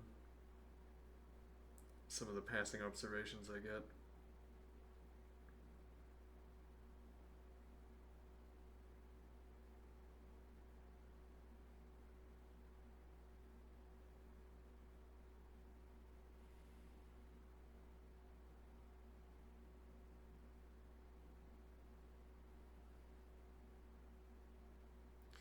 There's a lot to talk about with the interlocutor about these terms. If we want to elaborate on these terms, surprise and expectation, one routing that struck me earlier, I think, was talking about the sort of irreducible terms that remain in our discussion after we've performed this pruning of our model. We can say convergence of habit is a kind of epiphenomenon that emerges when neither person experiences surprise, as the interlocutor noted. This predicate convergence is a compound predicate, as it well. The predicate of convergence of habit is reducible to an and expression, or replaceable with an and expression. Okay. And it's like if I had a pile of and expressions and everything I wanted to say was replaceable with an element from that pile of and expressions, then we might say those are the irreducible terms. But then, as we noted, we had something that was like an irreducible term, our definition for object or event, and then we reduced it by collapsing the two definitions into one. Okay, now what is the idea? We collapsed it by reducing both definitions into one, and the point here is that disagreement, which is a term that is used in our definition for object and event, is an as yet irreducible term. Surprise and expectation are irreducible terms. We don't know how to account for surprise and expectation, nor do we know how to talk about disagreement. We could identify disagreement with the falsity of the and expression. As it were, disagreement is present when one of these and terms is false. Let me see here. Which leaves only surprise and expectation as our irreducible terms, I suppose, would be the idea, yes. Well, and then I guess O, whatever O is, or E, or U, whatever unfolding is.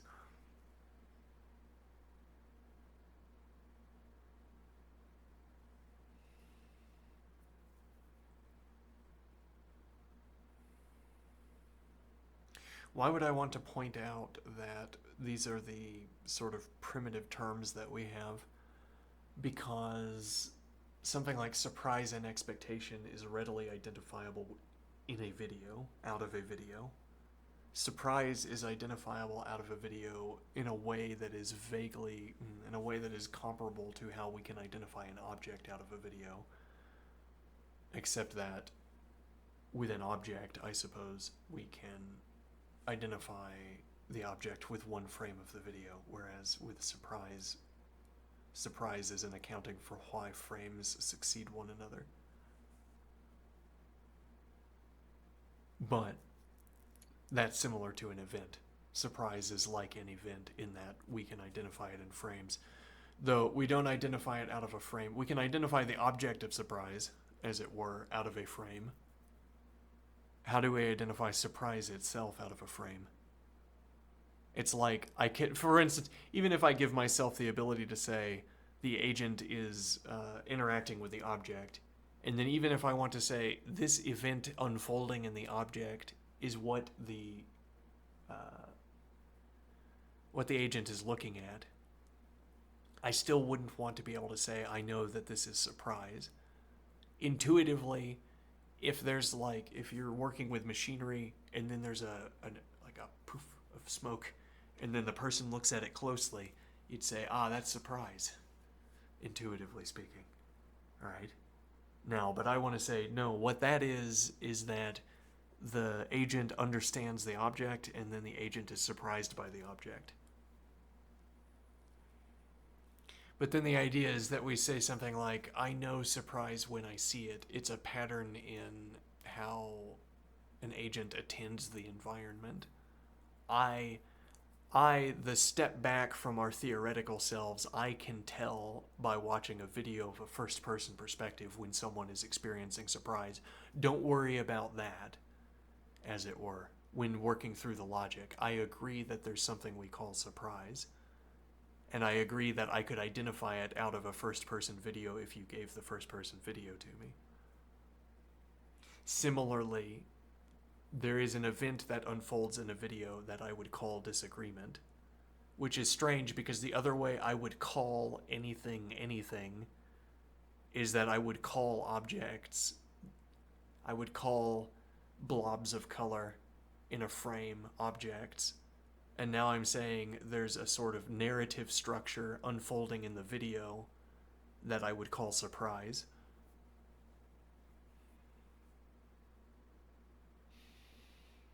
Now, so something I can identify in the video becomes primitive to my consideration.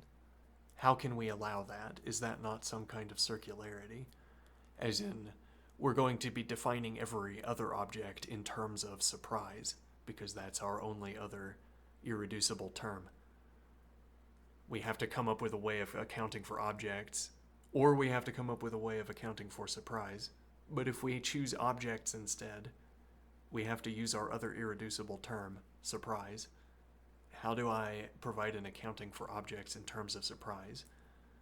Well, but then this potential problem we're pointing out is that we can identify surprise in the video, out of the video, in the same way that we can identify objects out of the video, I suppose, by saying, by modeling them, I guess, by placing a logical structure underneath them. Now, why am I elevating? Well, okay, but more to the point, I can identify events more easily to say I can identify events out of a video. And in that regard, surprise is an event in the video. It is like other events, except that I have to model it from the inside out instead of the outside in. Though then I suppose there are other events that I have to model from the inside out as well, other than surprise. But okay, I can see an event unfolding in the video. I can see surprise unfolding in the video as the most suitable narrative for a class of reactions to one's environment, as it were. I can read surprise out of the best narrative for accounting for how the video is playing forward, for why the first-person perspective seems or plays forward the way it does. Okay. So now, objects are perturbations in the surprise field. Oh. Huh.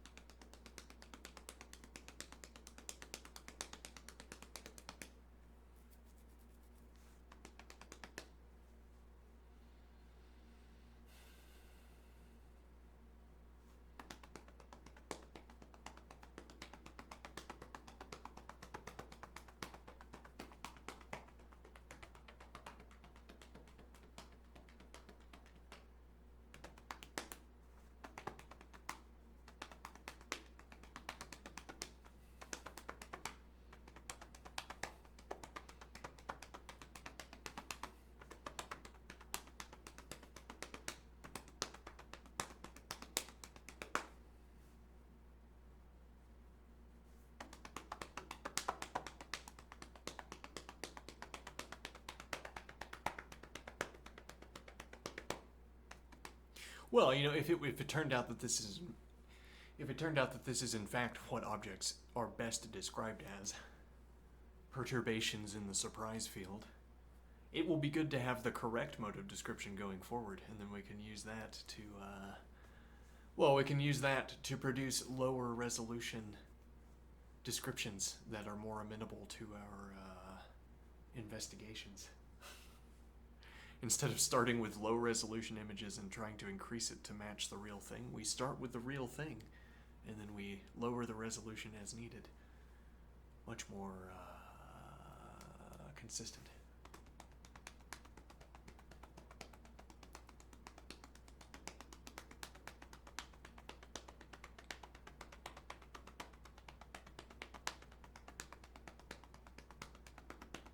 Or I'm merely establishing a convention for structuring our grammar. Maybe we'll find that we can only still say the same things we would have said if we had spoken otherwise. As in, this structured way of speaking might not afford us any additional insights. As in, capacity to say things we could not otherwise say. Might turn out that this way of speaking is just a convenient convention to adhere to so that we don't have to wonder what we mean when we say what we say. We can wonder less. Though there's this agreement and disagreement question extending beyond shared holding of an object in common. We have our discussion. Right. We have our way of speaking with one another. I'm flickering this observation about the private language argument, I think.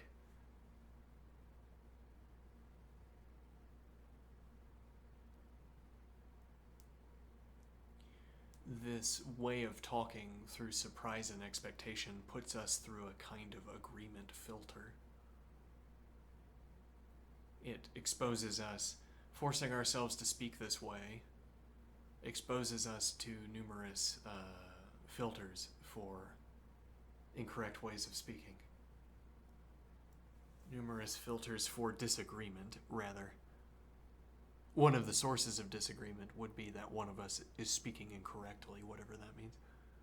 Making a technical mistake, I suppose. Then we disagree because you're making a technical mistake and I'm not, or vice versa. But then we could disagree without knowing it. We both use a term, we use the same sentence, and we mean something different by it, which would be revealed if the conversation went in the correct direction. But if it does not go in the correct direction, that disagreement is not revealed. So this would be like a grammatical correlate to what we were previously calling disagreement. Previously, what we were calling disagreement was about objects or events. Now, what we're calling disagreement is grammar disagreement. We can have a hidden disagreement, a convergence, and a hidden divergence of grammar.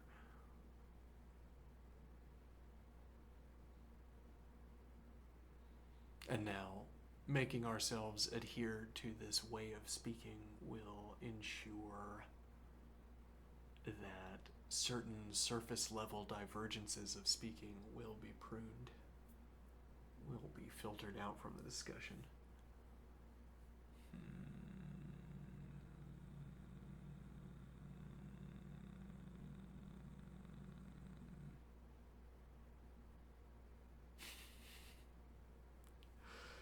I'm tired.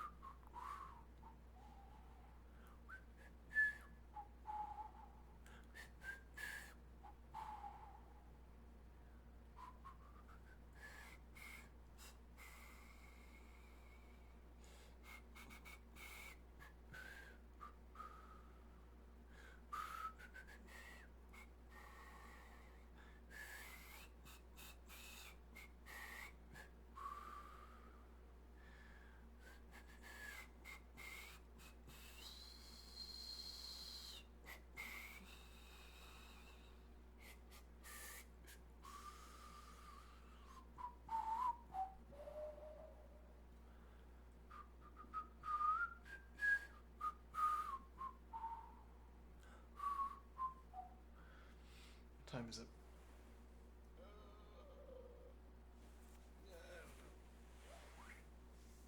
I'll be right back.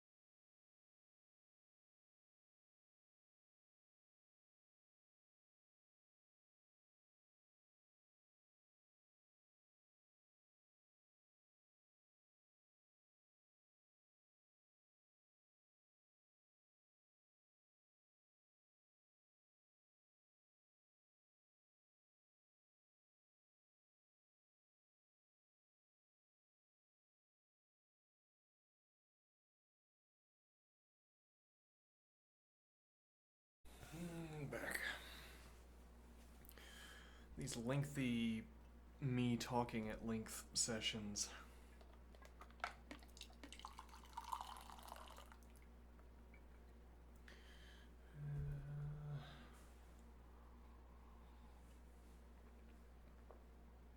There's a kind of collapse of narrative, as it were.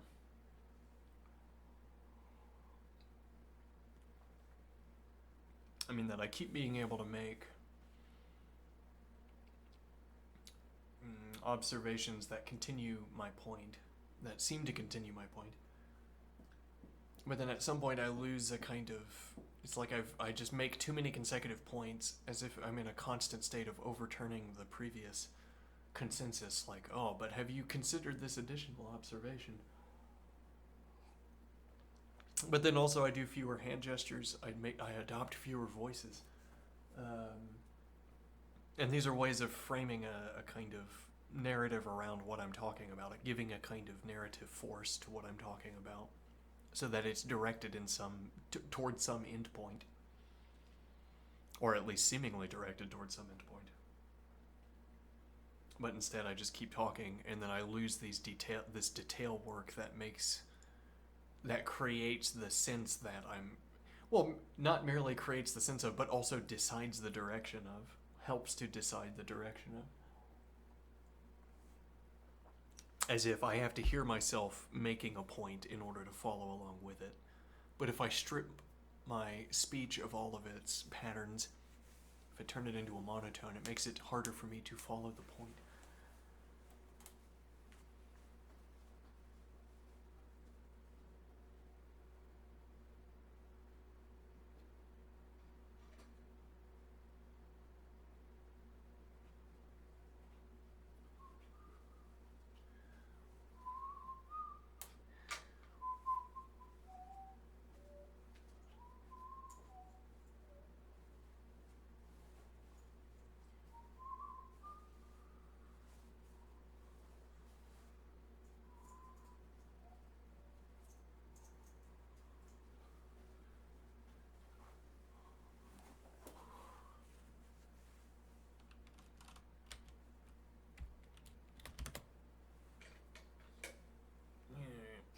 Fine.